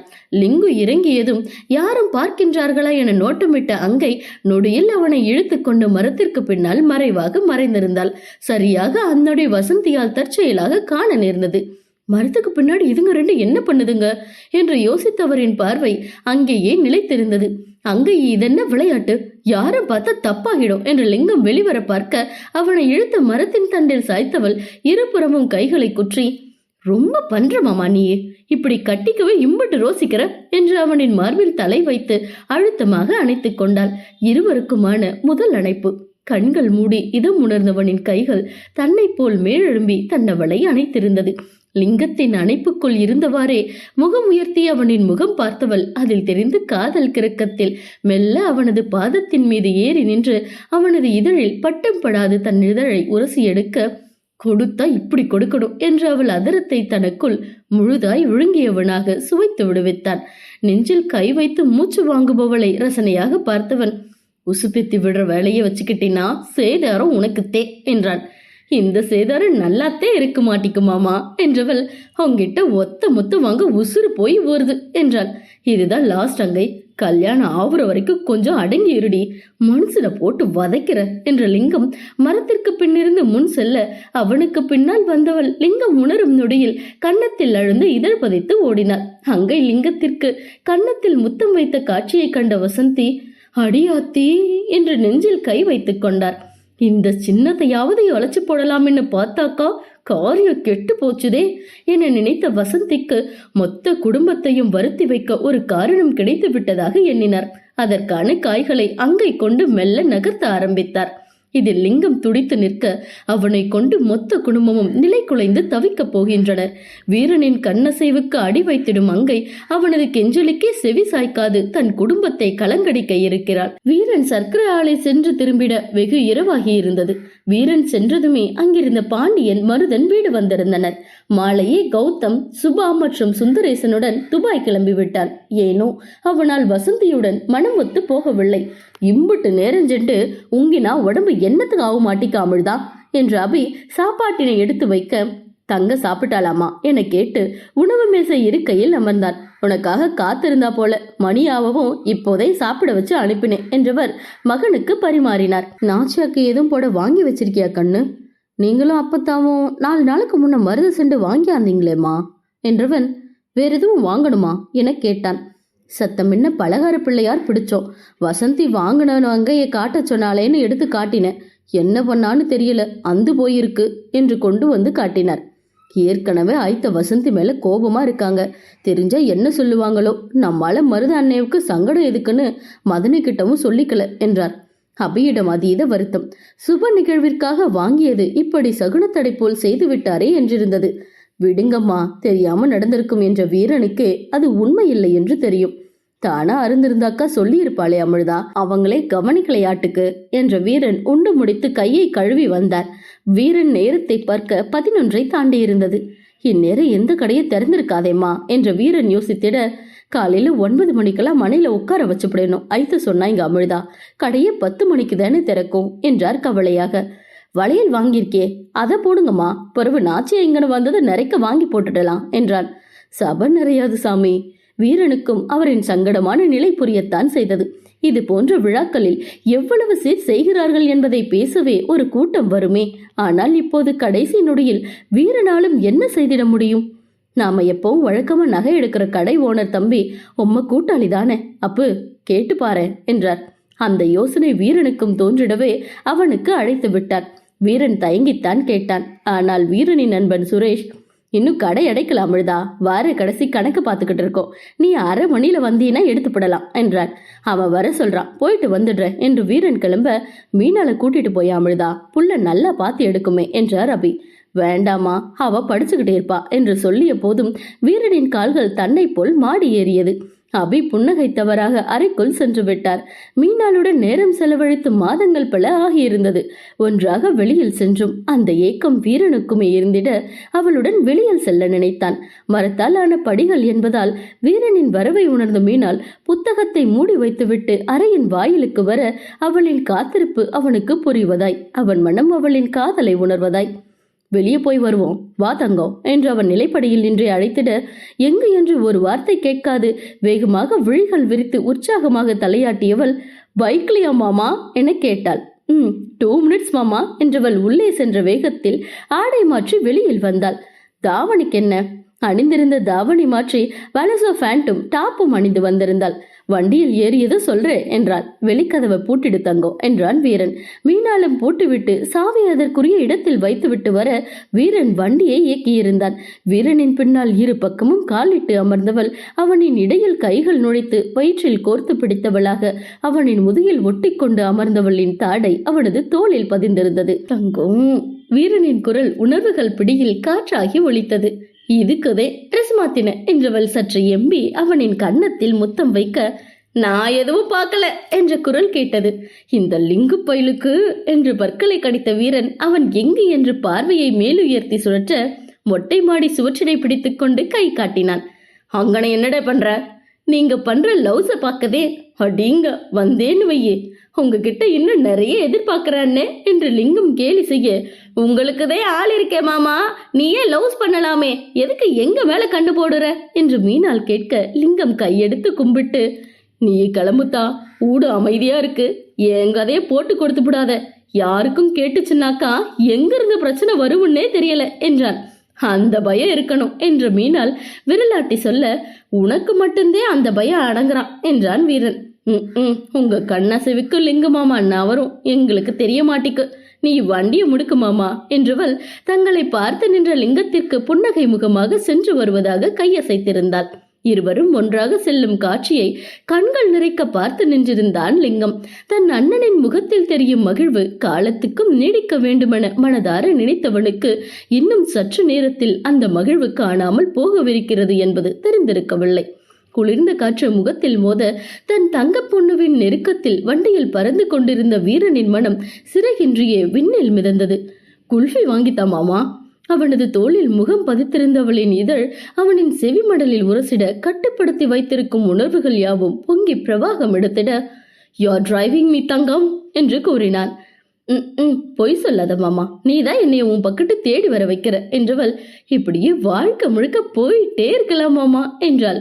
வா நோக்கி முகம் உயர்த்தி இரு கைகளையும் பறவையின் சிறகாக நீண்டு விரித்து, கொஞ்சம் அடங்கி உட்காருடி, மனுஷன் நலமு புரியாம என்றவன் வண்டியை நிறுத்திவிட்டான். ஏன் நிறுத்திட்டீங்க? இறங்கி என் முன்னுக்கு வா தங்கம். அது முக்கிய சாலையிலிருந்து கிளை சாலையாக பிரிந்த அவர்கள் ஊருக்கு செல்லும் பாதை. அந்த நேரத்தில் சிறு பூச்சியின் அரவம் கூட இல்லை. இரு பக்கமும் வயல்கள் சூழ்ந்து கும்மரிட்டாக இருந்தது. என்ன மாமா? இறங்கி தன் முன் வந்து நின்று கேட்டவளின் இறுதி ஒளி வீரனின் வாய்க்குள் அடங்கி ஒலித்தது. மீனாளின் இமைகள் புருவம் தொட்டு மெல்ல மெல்ல மூடிக்கொண்டன. மீனாளின் கைகள் உயர்ந்து அவனது பிடரியில் நுழைந்து கொள்ள வீரன் இதழ் வழி தன்னவளின் உயிரை உறிஞ்சிய பின்னரே விடுவித்தான். மீனாள் வீரனின் முகம் பார்க்க திணறியவளாக கீழதரம் கடித்து தடுமாறிட, மெல் பண்ணாம உட்காரடி என்றான் வீரன். தாடி குத்துது மாமா, எடுத்துப்படு என்று சொல்லியவளாக மீனாள் வண்டியில் ஏறிட, மீச குத்தலையாட்டுக்கு என்றான் வீரன். அதனையும் முறுக்கிட்டு நடந்து வருது ரொம்ப பிடிக்குமாமா, அது இருக்கட்டும் என்றவள் தன் கையை வீரனின் முகத்திற்கு நேராக முன்கொண்டு சென்றவள் மாவனின் மீசையை இரு பக்கமும் முறுக்கி விட்டிருந்தாள். இந்த நினப்புல பரீட்சையை மறந்துவிடாத தங்கம். என்ன பொண்ணாலும் நீ உன் காரியத்துல கண்ணுதே மாமா என்றாள். அவனை சீண்டி குறும்பு செய்து பேசியபடி இருவரும் நகைக்கடை வந்து சேர்ந்தனர். இந்நேரத்துல நகை வாங்கவா? யாருக்கு? மீனாள் கேட்டிட வீரன் காரணத்தை கூறினார். இருவரும் உள்ளே செல்ல சுரேஷ் வீரனை அணைத்து விடுவித்தார்.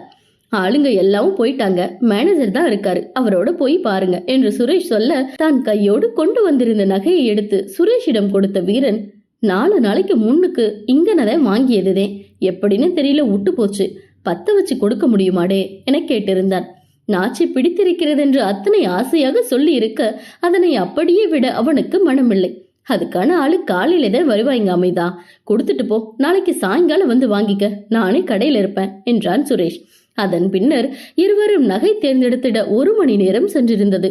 முழுக்க மரகதம் பதித்த நகை, தோடு முதல் அட்டிகை, ஆரம், வளையல், மோதிரம் என்று இருக்க அதனின் வேலைப்பாடும் புது மாதிரியான வடிவமைப்பும் ஈர்த்திட அதையே மீனாள் தேர்வு செய்தாள்.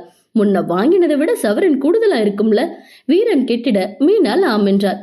அப்போ நாளைக்கு உன் வசந்தியத்த மூஞ்சில கடுகு பொறிக்கலாம் என்று வீரன் சிரித்திட அவனை முறைக்க முடியாது மீனாலும் சிரித்திருந்தாள். பில் போட்டு அதற்குரிய தொகை செலுத்தி வெளியில் வர மேலும் 20 நிமிடங்கள் ஆகியிருந்தது. ரொம்ப தேங்க்ஸ் டே.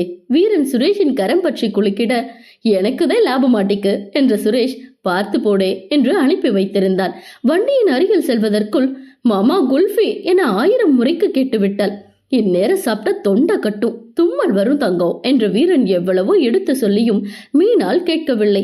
முகத்தை என்று வைத்துக் கொண்டு வர கண்ணாடியோட அவளின் முகம் கண்டவன், வாங்கி தரேன், அப்படி மூஞ்சி வைக்காதடி என்றான். நீ வாங்கித்தா என்றவள் முகத்தை மாற்றிக்கொள்ளவே இல்லை. இரவு நேரங்களில் குல்ஃபி கிடைக்கும் இடம் சென்றவன் அவர்களுக்கு எதிர்ப்புறம் ஒரு குல்ஃபி வண்டி செல்ல அவரை அழைத்து நிற்க வைத்து தன்னுடைய வண்டியை நிறுத்தினான். இங்கனவே நில்லு, வாங்கி வாரேன் என்று சாலையை கடந்து எதிரே செல்ல, மாமா 4 என்று கத்தியவளுக்கு சரியென தலையசைத்தபடி குல்ஃபியை வாங்கி கொண்டு திரும்பியவனின் முகம் பேரதிர்ச்சியை தத்தெடுத்திருந்தது. காணும் காட்சி பார்வையை மங்கச் செய்திட சுற்றம் மருந்து சமைந்து நின்றான். டமால் என்ற பெரும் சத்தம் வீரனை சுயம் மீட்க, தங்கம் என்ற வீரனின் பெருங்குரல் அவ்விடத்தை கிடுகிடுக்க வைத்தது. யான் நீயே 29 மருத்துவமனை வளாகம். நள்ளிரவு கடந்த வேளையிலும் தீவிர சிகிச்சை பிரிவு அத்தனை பரபரப்பாக இயங்கியது. காரணம், சற்று நேரத்திற்கு முன்பு நடந்த விபத்தில் குற்றுயிராய் அனுமதிக்கப்பட்டிருக்கும் மீனாளுக்கு துரித கதியில் சிகிச்சை நடைபெற்று கொண்டிருந்தது. சிகிச்சை அறையின் கண்ணாடி கதவின் முன்னே போடப்பட்டிருந்த இருக்கையில் தோய்ந்து அமர்ந்திருந்த வீரனின் முகத்தில் மிதமிஞ்சிய வலி. கண்களின் கருவழியில் காட்சி சிதறலாக தோன்றிடும் நிகழ்வு நொடிக்கு நொடி வீரனின் துடிப்பை அதிகரித்தது. மூச்சுவிட முடியாது தவித்தவனின் தவிப்பு கண்ணீராய் கண்ணம் இறங்கிட வாய் வழி காற்றினை வெளியேற்றியவன் கண்ணீரை அடக்கி அமர்ந்திருந்தான். சாலையோரம் வண்டியை நிறுத்திய வீரன் மீனாலை அங்கேயே நிற்க கூறியிருக்க, அவளோ குல்ஃபி வாங்கி கொண்டிருந்த வீரனிடம் மாமா 4 வேணும் என சொல்லிக் கொண்டே முன்னால் அடிகள் வைத்து வந்திருக்க, மின்னல் வெட்டும் நேரத்தில் கனரக வாகனத்தால் தூக்கி எறியப்பட்டிருந்தாள். தூக்கி விசிறிய வேகத்திற்கு சாலை நடுவில் இருக்கும் மின்விளக்கு கம்பத்தின் பாதி உயரத்திற்கு எரியப்பட்டு பின்பக்கம் மோதி கீழே தரையில் பக்கவாட்டாக விழுந்திருந்தாள். வீரனின் கையில் இருந்த குல்ஃபி கீழே உருகி ஓட அதற்கு இணையாக மீனாளின் குருதி தரையை நனைத்தது. தங்கம் பேச்சற்று மௌன அழைப்பாக வெளிவந்த வீரனின் குரலில் மயக்கத்திற்கு சென்று கொண்டிருந்தவள் கடினப்பட்டு இமை பிரித்து மாமா என்றிட அவளோட அவனது உயிரும் கரைந்தது. எனக்கு உன் கூட ஆயுசுக்கு வாழணும் மாமா, விட்டுப்படாத மாமா. திக்கி திக்கி மொழிந்தவளின் வார்த்தைகளில் வீரனின் உயிர்க்கூடு காலியானது. கண்களை மூடிக்கொண்டவளின் முகத்தை தன் நெஞ்சில் புதைத்துக் கொண்டவனின் தங்கம் என்ற ஓலம் அவ்விடத்தை நடுங்க வைத்தது. மீனாளின் கடைசி வார்த்தைகள் செவிகளில் மோதிட கண்ணீரை கட்டுப்படுத்தி சுயம் மீட்டு திடம் பெற்றவன் நடுங்கும் விரல்களால் சட்டை பையில் இருந்த அலைபேசியை எடுத்து ஆம்புலன்ஸிற்கு அழைத்தான். மருத்துவமனை வந்து மீனாளுக்கு சிகிச்சை தொடங்கிய பின்னர் லிங்குவிற்கு அழைத்து மருத்துவமனையின் பெயரை மட்டும் சொல்லி வைத்திட்டான். அந்நேரத்தில் மருத்துவமனைக்கு எதற்கு வர சொல்கிறான் என்று தெரியாத போதும் மனதில் ஒருவித தவிப்பு எழுந்து அடங்கிட வீட்டில் யாருக்கும் சொல்லிடாது பாண்டியனை மட்டும் கூட்டிக் கொண்டு பின்வாயில் வழியாக வீட்டை விட்டு வெளியேறி மருத்துவமனை வந்து சேர்ந்தான். இந்நேரத்துல என்ன லிங்கு, ஏன் தெரியலங்களே என்ற லிங்குவிடம் விபத்து ஏதும் ஆகியிருக்குமாப்பா என்று பரிதவிப்போடு கேட்டார். அன்னை எப்பவும் கவனமா வண்டி ஓட்டுமே ஐயா என்ற லிங்கம் மருத்துவமனைக்கு வந்து விட்டதாக வீரனுக்கு அழைக, ஐசியூ வார்டு வாங்க என்று சொல்லி வைத்திட்டான். அந்த தளத்தின் இறுதியில் வீரன் அமர்ந்திருப்பது இந்த முனையில் வந்து கொண்டிருப்பவர்கள் தெரிந்திட வேகமாக அடி வைத்தனர். வீரனை நெருங்கும் போதுதான் அவனது சட்டை மற்றும் வேட்டியில் படர்ந்திருக்கும் இரத்தக்கரை கண்டு பாண்டியர் யாருக்கு என்ன ஆச்சு என்று வினவினார். வீரனோடு மீனால் சென்றது அவருக்கு தெரியாதே. தெரிந்த லிங்கம் வீரனுக்கு பக்கவாட்டில் நின்று மீனா குட்டிக்கு என்னாச்சுன்னு என்று கேட்பதற்குள் தொண்டை அடைத்துக் கொண்டு வந்தது. மீனாவா? மீனால இன்னரை எதுக்கு கூட்டிக்கிட்டு வந்த? புள்ள எங்கப்பு? என் கொள்ள நடுங்குதே. பாண்டியன் புலம்பினார். அவருக்கு மகனின் ஆடையில் தென்படும் இரத்த துளிகள் உடலை நடுங்கச் செய்திட வீரனுக்கு பக்கத்து இருக்கையில் தொப்பென்று தளர்ந்து அமர்ந்தார். லிங்கு என்ற வீரன் தம்பியின் வயிற்றில் முகத்தை புதைத்து கண்ணீர் சுரந்திட லிங்கத்தில் மீனாளுக்கு என்னவானதென்று தெரியாமலே விழிகள் கலங்கியது. எப்போதும் காவலனாக மற்றவர்களை அரவணைத்துக் கொள்ளும் வீரன் இன்று தன் தம்பியின் அரவணைப்பை நாடியிருந்தான். எதிலும் தங்களை தேற்றிடும் அண்ணனுக்கு என்ன தெரிதல் சொல்வதென்று தெரியாது வீரனின் பின்னந்தலையில் கை வைத்து தன்னோடு அழுத்திக் கொண்ட லிங்கம், எதுவா இருந்தாலும் சரியா போகுன்னே, நீ அழுது பாக்குறது வலியா இருக்குன்னு என்றவனின் குரலும் அழுகையில் தோய்ந்து வெளிவந்தது. விடியறதுக்குள்ள அந்த கோகுல் உயிரோட இருக்கக்கூடாது லிங்கு என்ற வீரன் மீனாள கண்டெய்னர் வச்சு அதற்கு மேல் சொல்ல முடியாது அடைத்த தொண்டையை சரி செய்தவன், குருமூர்த்தி கோகுல் பண்ணது தெரிந்தால் அவனை மறைத்து வைக்க ட்ரை பண்ணுவான், அப்படி விட்டுடக்கூடாது என்றான். லிங்கம் வேட்டியை மடித்து கட்டிக்கொண்டு கிளம்பிட தன்னுடைய மகன்களின் ருத்ர அவதாரத்தில் பாண்டியன் மிரண்டு பார்த்தார். லிங்கு நில்லுடே, வேணா மாட்டிக்கு என்ற பாண்டியன், அந்த குருமூர்த்தி தான் 2 வருஷமா நம்ம பக்கத்தே வர்றது இல்லையே, மேலும் மேலும் பிரச்சனை வேண்டாம் போ என்றார். அங்க உயிருக்கு போராடிட்டு இருக்கிறவளை கொஞ்சம் நினைச்ச பாருங்க. கலங்கி உட்கார்ந்திருக்க உங்க மூத்த பையனை இதுக்கு முன்னுக்கு இப்படி பாத்திருக்கீரா என்ற லிங்கம். அன்னை கொடுத்த அடியிலதே அந்த குருமூர்த்தி 2 வருஷமா நம்ம பக்கத்து வரலையாட்டுக்கு. அப்பவே அந்த கோகுலையும் ஏதாவது பண்ணி இருக்கணும். ஆளு எங்கேயோ போயிட்டான், இப்போ மாட்டுனா என்று சொல்லி வேகமாக செல்லும் லுங்குவின் கோபகுணம் அறிந்த பாண்டியனுக்கு பயம் வந்தது. 2 வருடத்திற்கு முன்பு குருமூர்த்தி மீனாட்சி ஓட்டலிற்கு உணவு பாதுகாப்புத்துறையை அனுப்பி வைத்த அன்றே வீரன் தன் குடும்பத்தாரிடம் காட்டிக்கொள்ளாது பல வகையில் குருமூர்த்தியின் தொழில்களை முடக்கி தொல்லை கொடுத்தான். வீரனின் தலையிட்டால் ஓரளவிற்கு நல்ல முறையில் சென்று கொண்டிருந்த குருமூர்த்தியின் அனைத்து தொழில்களும் சரிவை நோக்கி வேகமாக நகர்ந்திட வீரனிடம் நேரடியாக இறங்கி வந்து விட்டார். இனி உன் பக்கத்துக்கே திரும்ப மாட்டேன், என்னாலோ என் பையனாலோ உனக்கும் உன் குடும்பத்துக்கு எந்த பிரச்சனையும் வராது என்று சொல்ல அவர் சொன்னதை ஒரு பேப்பரில் எழுதி கையெழுத்து வாங்கி கொண்டே விட்டான். அப்போதும் எனக்கு சாதாரண நட்டம் வந்தாலும் இந்த பேப்பரை வச்சு உன்னை என்னவும் செய்ய முடியும் என்னால என்று மிரட்டியே அனுப்பி வைத்தான். இந்த விடயம் வீரனுக்கு அடுத்து அறிந்தது லிங்கம் மட்டுமே. கோகுலின் 2 வருட பொறுமை கூட குருமூர்த்தியின் அடக்கலால் தான்.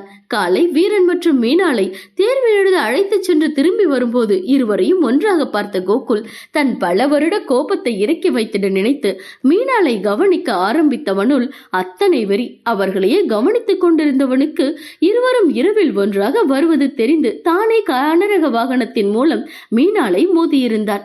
அந்நொடி அவன் வீரனை பார்த்து சிரித்த சிரிப்பு வீரனுக்கு நெஞ்சுக்குள் தீ பற்றியது. மாமாவுக்கு சொல்லணுமே. அமிழ்தா சொல்லுங்கள் என்றவனின் குரல் இறுகி இருந்தது. லிங்கம் நேராக குருமூர்த்தியின் வீட்டிற்கே சென்று அவனது அடியாட்கள் பலரையும் மீறி கோகுலை புடைத்து எடுத்து விட்டான். உடலின் எந்த பாகத்தையும் விட்டு வைக்கவில்லை. உயிராவது விட்டு வைப்பா என்று குருமூர்த்தி கெஞ்சிட, அங்க அற உயிரா படுத்து கிடக்கிறவ சீக்கிரம் கண்ணு முழிக்கணும்னு வேண்டிக்க, நானாவது உயிரை விட்டு வைக்கிறேன். என் அண்ணன் உனக்கு புள்ள இல்லாம ஆக்கிப்படும் என்றான். விரல் நீக்கி நாக்கை மடித்து லிங்கம் சொல்லிய தோரணையில் குருமூர்த்திக்கு வறண்டு போனது. ஐயோ வேண்டாம், அவனை எந்த நாட்டுக்காவது அனுப்பி வச்சிடுற, இனி உங்க பக்கத்துக்கே வரமாட்டான் என்று கிட்டத்தட்ட லிங்கத்திடம் மன்றாடினார் குருமூர்த்தி. அதையெல்லாம் கண்டு கொள்ளாத லிங்கம் மேலும் கோகுலை அடித்து துவைத்து காய போட்டுவிட்டே மருத்துவமனை வந்தான். மொத்த குடும்பமும் நின்றிருந்தது. யாருக்கு யார் ஆறுதல் சொல்வதென்றே தெரியாது தவித்து நின்றிருந்தனர். எல்லோரும் அழுகையில் கரைந்தபடி ஆளுக்கொரு மூலையில் அமர்ந்திருந்தனர். வீரனின் அருகில் செல்லவே அஞ்சினர். நேரமாக ஆக மீனாளின் உடலில் முன்னேற்றம் இல்லாமல் இருந்திட வீரனின் உடல் இறுகிக் கொண்டே சென்றது. அவனது முகமே இரும்பென இருந்தது. ஐயா அமிழ்தா மீனாட்சியின் குரலுக்கும் அசைவற்று இருந்தான். அவ வர நேர நீ நல்லா இருக்கணுமே அப்பு என்றார். சுவற்றில் தலையை சாய்த்து கண்களை மூடிக்கொண்டான். அண்ணே அவன் அருகே லிங்கம் வந்திட, சீக்கிரம் வர சொல்லு லிங்கு, நான் இல்லாம அவ இருக்க மாட்டாள். இப்ப என்னைய விட்டு போட்டு தனியா படுத்து கிடக்கா. அவ இல்லாம நான் என்னத்த பண்றது? வேணுமுன்னாக்க என்னையும் வந்து கூட்டிட்டு போக சொல்லு என்று கண்களை மூடியபடி வீரன் பேசிய வார்த்தையில் மொத்த பேரும் ஸ்தம்பித்து போயினர். மீனாள் மீதான வீரனின் காதல் தெரியும், ஆனால் அதனின் ஆழம் கேட்டவர்களுக்கு கண்களோடு மனமும் கலங்கியது. மருதன் தான் அதிகளவு நொறுங்கியிருந்தார் வீரனின் பேச்சில். அவருக்கு அவரது மகள் படுத்திருப்பதை விட அவரது மருமகனின் கோலத்தை தான் கண் கொண்டு பார்த்திட முடியவில்லை. உன் நம்பிக்கையை அவளை மீட்டெடுக்கும் அமிழ்தா, தைரியமாயிரு என்று தன்னை திடப்படுத்திக் கொண்ட மருதன் சொல்ல, என் மொத்தமும் அவதானே மாமா என்றிருந்தான் வீரன். அடுத்து யாருக்கு யாரிடம் என்ன பேசுவது என்று தெரியாது மருத்துவரின் வருகைக்காக காத்திருக்க, ஸ்டேட்மெண்ட் வாங்கணும், ஆக்சிடென்ட் ஸ்பாட்ல இருந்தது யாரு என கேட்டு ஆய்வாளர் அங்கு வந்தார். வீரன் லிங்கத்தை அர்த்தமாக ஏறிட, எல்லாம் முடிஞ்சதுன்னே, அவன் எழுந்திருக்கவே வருஷம் ஆகும் என்று வீரனுக்கு கேட்கும் மட்டும் கூறினான் லிங்கம். திடீரென எந்த பக்கம் இருந்து வந்தது தெரியல, மோதிட்டு நிக்காம போயிடுச்சு, யாரு என்னன்னு தெரியல. பதட்டத்துல வண்டி நம்பர் நோட் பண்ணல. ஆய்வாளர் கேட்பதற்கு முன்பே சரளமாக கூறினான் வீரன். கொஞ்ச நேரத்திற்கு முன்பு அந்த கோகுலை கொல்ல வேண்டுமென வீரன் லிங்கத்திடம் ஆடிய ருத்ர தாண்டவம் என்ன? இப்போது போலீசிடம் ஒன்றுமே தெரியாததை போல் சொல்வது என்ன? மகனின் பரிமாணத்தில் தந்தையான பாண்டியன் ஆடிவிட்டார். வீரனின் அழுத்தமான நிதானமான அதிரடி தெரியும். ஆனால் இந்த முகம் தங்கள் பிள்ளைகள் எப்போதும் தாம் நினைப்பது போல் இருப்பதில்லை என்பதை அக்கணம் உணர்த்தியது. அப்போ இது எதிர்பாராத விபத்துன்னு ஃபைல் பண்ணிடலாமா? பண்ணிடலாம் சார். நிஜமாவே உங்களுக்கு யார் மீது சந்தேகம் இல்லையா? இல்ல சார், எங்களுக்கு பகைன்னு யாரும் இல்லை என்று வீரன் அழுத்தி கூறினான். ஆய்வாளர் வீரனிடம் ஒரு கையெழுத்தை வாங்கி கொண்டு, அவங்க கண்ணை விழிச்சது தகவல் கொடுங்க என்று சொல்லி சென்று விட்டார். பாண்டியனை தவிர உண்மை தெரியாத மற்றவர்களும் வீரன் சொல்வதை உண்மை என நம்பினர். வீரனின் உயிரை மொத்தமாக நிலைக்குலைய வைத்திருந்தாள் மீனாள்.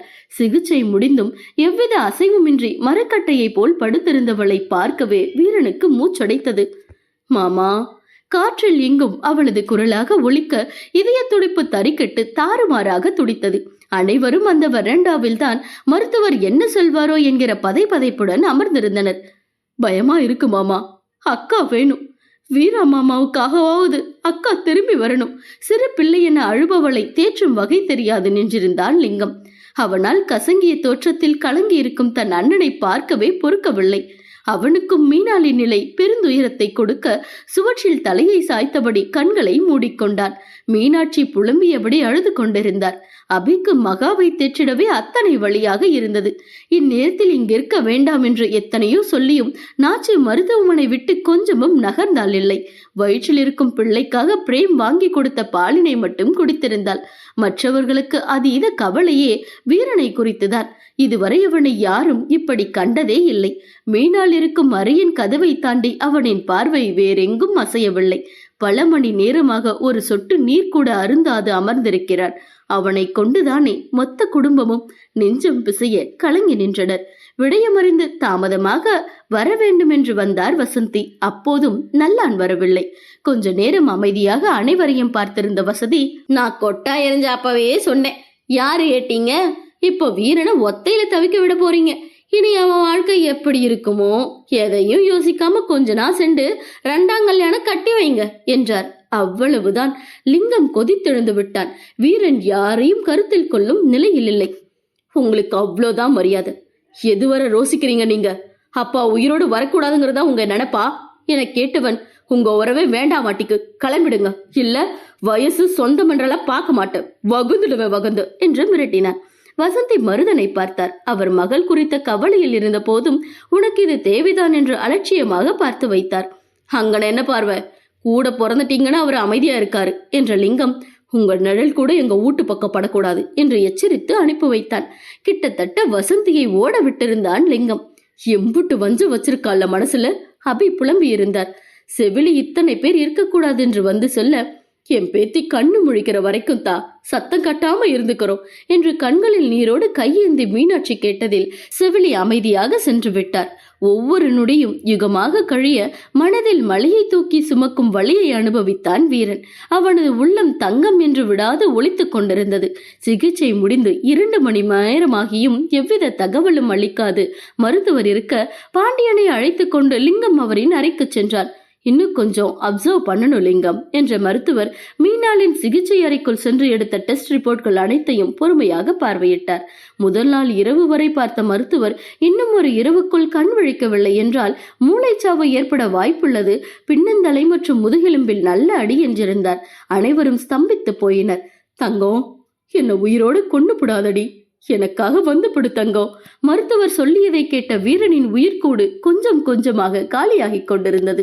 கடக்கும் ஒவ்வொரு நொடியையும் இப்போது கண் திறந்திட மாட்டாளா என்று உயிரை கையில் பிடித்து அமர்ந்திருந்தனர். மருத்துவர் முற்றிலும் கைவிட்ட நிலையில் 2ஆம் நாள் மாலை போல் மெலிதாக முகத்தில் சுருக்கத்தை காட்டினாள் மீனாள். தீவிர சிகிச்சை பிரிவு என்பதால் மருத்துவர் மற்றும் செவிலியை தவிர யாரும் உள்ளே அனுமதிக்கப்படவில்லை. மீனாளுக்காக ஒட்டுமொத்த குடும்பமும் வெளியில் கண்ணீரோடு காத்திருப்பதையும் தன் பேத்திக்காக கையேந்திய மீனாட்சியின் செயலுக்காகவும் வீரனின் அசைவற்ற நிலைக்காகவும் மீனாள் கண் விழித்திட வேண்டும் என்று கண்கொத்தி பாம்பாக அவளை கவனித்துக் கொண்டிருந்த செவிலி மீனாளின் சுருக்கம் கண்டு மருத்துவரை அழைத்து வந்தாள். பரிசோதித்தவர், உயிருக்கு ஆபத்தில்லை என்றாலும் கோமாவிற்கு செல்ல வழி இருக்கிறது, கண் திறந்தால்தான் எதுவும் சொல்ல முடியும் என்று நகர்ந்தார். சிஸ்டர், சிகிச்சை அறைக்குள் நுழைய இருந்த செவிலியை வீரன் தான் அழைத்திருந்தார். ஒரு முறை நான் பார்க்கட்டுமா? மன்றாடல் விதமாக ஒலித்த அவனது குரலில் மற்றவர்களால் அவனது வலியை உணர முடிந்தது. தீவிர சிகிச்சை பிரிவு என்பதால் நோயாளிக்கு நோய் தொற்று ஏற்பட்டுவிடக் கூடாது என்பதற்காக வீரனை மொத்தமாக அதற்குரிய ஆடையால் கவர் செய்து உள்ளே அனுமதித்தார் செவிலி. மீனாளை பார்த்ததும் உடைப்பெடுத்த கண்களை கட்டுப்படுத்தியவன் மெல்ல கால்களை நகற்றி அவளின் பக்கம் சென்றான். வாய் திறந்து ஏதும் பேசவில்லை. அவளின் முகத்தை பார்த்தபடி நின்றிருந்தான். சுவாசத்தால் தன்னுடைய தங்கப்பெண்ணிற்கு தன் இருப்பை உணர்த்தினான். மனதின் அதீத கேவலோடு மௌனமாக, தங்கம் என்று துடித்தடங்கிய அவனின் இதயத்தின் விழிப்பு அவளின் அகம் தொட்டதோ. மெல்ல புருவம் சுருக்கி விரித்து இமைகள் பிரிந்து விழித்த நொடியில் மயங்கிவிட்டாள். பதறிப்போன வீரனிடம், ஜஸ்ட் மயக்கம்தான், கண்ணு திறந்துட்டாங்க தானே, இனி பயப்பட ஒண்ணும் இருக்காது என்று தைரியப்படுத்தினார் செவிலி. சிறிது நேரத்தில் மருத்துவனும் வந்து பரிசோதனை செய்து செவிலி சொல்லியதே சொல்லி செல்ல அனைவருக்கும் அக்கணம்தான் மூச்சு சீரானது. அதன் பின்னர் தான் வீரனின் முகத்தில் ஒரு தெளிவை காண முடிந்தது. 3 மணி நேரத்தில் நன்றாக கண் விழித்து விட்டாள் மீனாள். 2 பேராக உள்ளே சென்று பார்த்து வந்தனர். லிங்கம் சென்ற போது மீனாளின் விழிகள் அவனுக்கு பின்னால் ஆவலாய் நோக்கியது. பயம் காட்டிட்ட மீனா குட்டி என்று பரிவுடன் அவளின் தலை வருடியவன், எங்கும் வலிக்குதாடா என அவளை ஆராய்ந்தபடி கட்டப்பட்டிருந்த இடங்களை பார்த்தபடி கேட்டிட, மாமா எப்படி இருக்காங்க என்று கேட்டாள். அத்தனை பேர் வந்த போது வாய் திறக்காதவள் லிங்கவிடம் தன்னவனின் நலம் விசாரித்தாள். அன்னைக்கு ஒண்ணுமில்லடா ஆறுதலாக கூறினான். கடைசியா கண் மூடும்போது மாமாவோட அழுத முகம் திக்கி திணறி கூறினாள். சரேலென கண்ணீர் விழுந்து அவளின் காது மடல் நனைத்தது. லிங்கத்திற்கு கண்கள் கலங்கும் போல் இருந்தது. லிங்கத்திற்கு அங்கையை விட ஒரு படி மேல்தான் மீனாள். அவளுக்கும் மேல் வீரன். தன் மனதிற்கு நெருக்கமான இருவரின் துயர் கண்டு துடித்திருந்தவனுக்கு மீனாள் கண்ணீர் தன்னையும் கலங்கச் செய்தது. எல்லாரும் பார்த்துட்டு போயிட்டா அண்ணன் கூடவே இருக்கலான்னு என்ற லிங்கம், நான் போனது அன்னை வரும் என்றான். லிங்கம் சென்றதும் கதவு திறக்கப்பட மீனாளின் பார்வை வாயிலேயே நிலைத்திருந்தது. நலுங்கிய தோற்றத்தில் உள்ளே வந்த வீரனின் தோற்றம் தன்னிலை மறந்து அவளுக்கு உயிர் வலி கொடுத்தது. தன் வாழ்நாளில் இப்படியான ஒரு தோற்றத்தில் மீனாள் வீரனை கண்டதே இல்லை. நெஞ்சை அறுக்கும் போல உணர்ந்தாள். கண்கள் ஜீவனின்றி தன்னெதிரே நின்றவனை பார்க்கையில் இதற்கு தான் காரணமோ, கொஞ்சம் கவனமாக இருந்திருக்கலாமோ, உள்ளம் வருந்தினாள். மாமா கட்டிடாத கையினை அவனை நோக்கி நீட்டிட தாய் பறவையை நாடும் சேயாய் அவளின் கரம் பற்றி இருந்தான். சாரி மாமா, உசுறு போயிடுச்சுடி, என்ன அழ வச்சுட்டல நீ, சிரிப்பிள்ளையாய் தேம்பினான். ரொம்ப கஷ்டப்படுத்திட்டேல்ல. அவனின் அழுகை அவளுக்கும் அழுகையை கொடுத்தது. அவள் அழுகையை உணர்ந்த கணம் தன்னை சீராக்கி நிமிர்ந்து அவள் அருகில் இருக்கையை இழுத்து போட்டு அமர்ந்தான். தங்கோ என்று அவளின் கையை தன்னுடைய கைகளில் பொத்திக் கொண்டான். அவளது புறங்கையில் முத்தம் வைத்தவனின் கண்ணீர் தன்னை போல் வழிந்து அவளின் கையில் பட்டு தெரித்தது. அவளின் கையில் தன்னுடைய நெற்றி முட்டி கண்களை மூடிக்கொண்டான். அவனால் தன்னுடைய தேவதை பெண் இரத்த வெள்ளத்தில் தன் மடியில் கிடந்ததை இன்னமும் தாங்கிக் கொள்ள முடியவில்லை. மாமா போடி என்றவன் உடல் குலுங்க அழுதிட மீனாள் தவித்து போனாள். பிளீஸ் மாமா, வறண்ட குரலில் மன்றாடினாள். நீ அழுவுறது எனக்காகனா கூட வேணா மாட்டிக்கு மாமா என்றாள். முடியலடி தங்கோ, என் ஆயுசுக்கு போது மாட்டிக்கு இந்த வழி, இனி ஒரு வழி கொடுத்து விடாத, தாங்கிக்க நான் உசுரோட இருக்க மாட்டேன் என்றவன் அவளது வார்த்தைகளால் உயிரற்ற பிணமாக நடக்கவிருக்கிறான். இதைவிட பெரும் வழி ஒன்றை அவனுக்கு கொடுக்கவிருக்கிறாள் அவனது தங்க பொண்ணு. ஒற்றை கையால் ஒரு பக்க வேட்டை நுனியை பிடித்து மறு கையால் மீசையை முறுக்கிவிட்டபடி ஆலையில் நடந்து செல்லும் வீரனின் தோரணையில் அத்தனை கம்பீரமும் மிடுக்கும் இருக்கும். இன்று அவன் குழந்தை போல் தனக்காக அழுவதை அவளால் தாங்கிக் கொள்ள முடியவில்லை என்பதை விட முற்றும் முதலாக ஏற்க முடியவில்லை. நான் உன் கைக்குள்ளதே இருக்கேன் மாமா, இப்ப எதுக்கு அழுவுற? என் மாமாவை கம்பீரமா பார்த்துதே பழக்கம், இன்னொருக்கா நீ அழுவுறத நான் பார்க்க கூடாது என்றாள் மிரட்டல் போல் முயன்று வரவழைத்த திடத்துடன். இப்படி சொல்பவள்தான் அவனை நொடிக்கு நொடி கலங்கடிக்க இருக்கிறாள். கண்ணு தொட மாமா என்றவள் சிரமப்பட்டு துடைத்தும் விட்டாள். சரி மாமா, முடியல தங்கோ, நீ என் நெஞ்சில நெத்தி முட்டி கட்டிக்கிட்டு நிப்பிய, அப்படி நெல்லு, நான் சிரிக்கிறேன் என்றாள். அப்போதுதான் அவளின் கால் அடிபட்டு பெரிய கட்டாக போடப்பட்டிருப்பதை உணர்ந்தாள். நடக்க முடியாது சொல்லிட்டாங்களா மாமா? 6 மாசம் ஆகுமா? மீனாளின் முகம் சின்னதாகியது. நான் எதுக்கு இருக்கேடா, முகம் சுருங்குது, நெஞ்சில சுமக்கிற எனக்கு கையில சுமக்க கஷ்டமா என்ன என்றாள். கையே 2 மாசத்துல சரியா போவோம். அப்போ எக்ஸாம்? அவளிடம் அதிர்வு. எப்படியும் இன்றைய தேர்வு எழுதவில்லை, இனி அடுத்தடுத்த தேர்வுகள் எழுதினாலும் வீண். மனம் வருந்தி தவிப்புடன் அவனை பார்த்தாள். அடுத்த வாட்டி பார்த்துக்கிடலாம் தங்கோ, தெரிதலாக பேசினான். அவளின் முகத்தில் சிறு பயம். என்ன டி, திரும்ப எக்ஸாம் எழுதுற வர விலகி நிக்கிற, தள்ளி இருக்கேன்னு இருந்துடுவியா மாமா என்று பரிதவிப்போடு கேட்டாள். மாட்டேன், நீ மொத்தமா என்னை விட்டு போயிடுவேன்னு 2 நாளா நான் துடிச்சதுக்கு போது மாட்டிக்கு. வாழ்க்கை நீண்டு கிடந்தாலும் எப்போ என்ன வேணாலும் நடக்க மாட்டிக்கு. அது எனக்கு கால வலிக்க உணர்த்திடுச்சு. எனக்கு உன்னோட திகட்டாத ஒரு வாழ்வு, நொடிக்கு நொடி வாழணும் என்று சொன்னவனின் முகத்தில் அவள் என்றும் பார்த்திடாத ஓர் உணர்வு. தவிப்பு, ஏக்கம், எதிர்பார்ப்பன எல்லாம் கலந்த கலவையாக பிரதிபலித்தான். யாவும் நொடியில் சிதறும் நீர்க்குமிழியாக உடைய காலம் காத்து நிற்கிறது. யான் நீயே. 30. வீரன் மருத்துவரின் முன்பு அமர்ந்திருந்தான். 10 நாட்கள் நகர்ந்திருந்தன. இந்த 10 நாளில் மருத்துவமனையை விட்டு நகராது கண்ணின் மணி போல் தன்னவளை பார்த்து கொண்டான் வீரன். குளிப்பதற்கு மட்டுமே வீட்டிற்கு சென்றான். யாராவது இருவர் மாலை வரை உடனிருந்து மீனாளை எந்நேரமும் கலகலப்பாக வைத்துக் கொண்டனர். லிங்கம் 3 நேரமும் வந்து பார்த்து செல்வான். பிரேம் ஹோட்டல்கள் அனைத்தையும் பார்த்து கொள்ள 2 ஆலைகளையும் லிங்கம் பார்த்து கொள்கிறான். கால்நடைகள், தோப்பு, பண்ணை ஆகியவற்றை பாண்டியனும் மருதனும் பார்த்து கொள்கின்றனர். நாச்சுக்கு தன்னால் வளைகாப்பு நின்று விட்டதென மீனாள் அதிகம் வருந்திட, உன்னை விட எனக்கு அது முக்கியம் இல்லை மீனு என்று நாச்சிதான் சமாதானம் செய்தாள். மீனாள் வீட்டிற்கு வந்த பிறகு கல்லூரிக்கு சென்று கொள்கிறேன் என அங்கேயும் அவளுடன் தான் பொழுதை மருத்துவமனையில் கழிக்கின்றாள். அன்று மீனாள் வீட்டிற்கு சென்றிடலாம் என மருத்துவர் சொல்லிட அனைவரும் அவளை அழைத்து செல்ல வந்துவிட்டனர். மீனாளின் உடல்நிலையின் உண்மை விவரத்தை மருத்துவர் அனைவரின் முன்பும் கூறினார். நடக்க 6 மாதங்கள் ஆகும். கை 1 மாசத்திலே சரியாகிவிடும். ஆனாலும் ஸ்ட்ரெயின் பண்ணக்கூடாது, கொஞ்ச நாளுக்கு என்றவர் வீரனின் முகம் பார்த்து தடுமாறி கம்ப்ளீட் ரெஸ்ட்ல இருக்க வேண்டும் என்று சொல்ல வீரனின் மனம் தடதடத்தது. அம்பட்டு தானுங்களே டாக்டர், இனி உசுருக்கு பயப்பட ஒண்ணும் இல்லையே? மகா தவிப்பாக வினவினார். அதெல்லாம் இல்ல என்ற மருத்துவர், வீரன் என் கேபின் வந்து ரிப்போர்ட்ஸ் எல்லாம் வாங்கிக்கோங்க என்று நகர்ந்தார். வீரனுக்கு மருத்துவர் என்னவோ விரும்பத்தகாத ஒன்றை சொல்ல போகிறார் என்று மனம் வலியுறுத்தியது. அதை தான் கேட்க வேண்டாம் என்று நினைத்து கொண்டிருக்கும் போதே, அன்னை வா, ரிப்போர்ட்ஸ் வாங்கிட்டு வரலாம் என்று லிங்கு அழைக்க தடுமாறிய வீரன், நீ போய் பணம் கட்டிட்டு வாடே என்று லிங்குவை அனுப்பி வைத்துவிட்டு வீரன் மட்டும் மருத்துவர் அறைக்கு சென்றான். டாக்டர், வீரனின் குரலே பரிதவிப்பாகத்தான் ஒலித்தது. உட்காருங்க. தனக்கு முன்னிருந்த இருக்கையை காட்டினார் மருத்துவர். என்ன வீரன், எவ்வளவு தைரியமான ஆள் நீங்க, மனைவிக்கு ஒண்ணுனது இப்படி துடிச்சிட்டீங்க என்று கேட்டார்.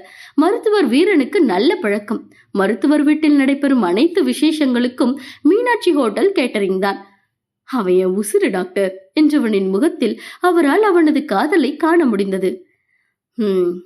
ரிப்போர்ட்ஸ் டாக்டர், அவர் வேறெதுவும் தவறாக சொல்லிவிடக் கூடாது என்று மீனாட்சி அம்மனிடம் வேண்டுதலை உருப்போட்டுக் கொண்டிருந்தான் வீரன். அதுக்கு முன்னாடி கொஞ்சம் பேசணும் வீரன்.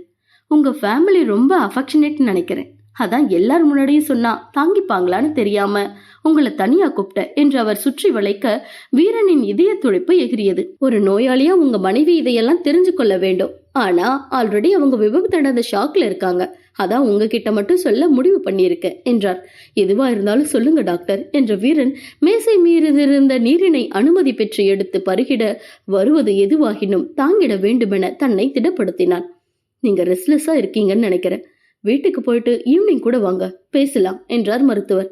இல்ல டாக்டர், நீங்க சொல்லுங்க, நான் ஓகே தான் என்ற வீரன் நிமிர்ந்து அமர்ந்தார். ஓகே ஃபைன் என்று ஆரம்பித்தார்.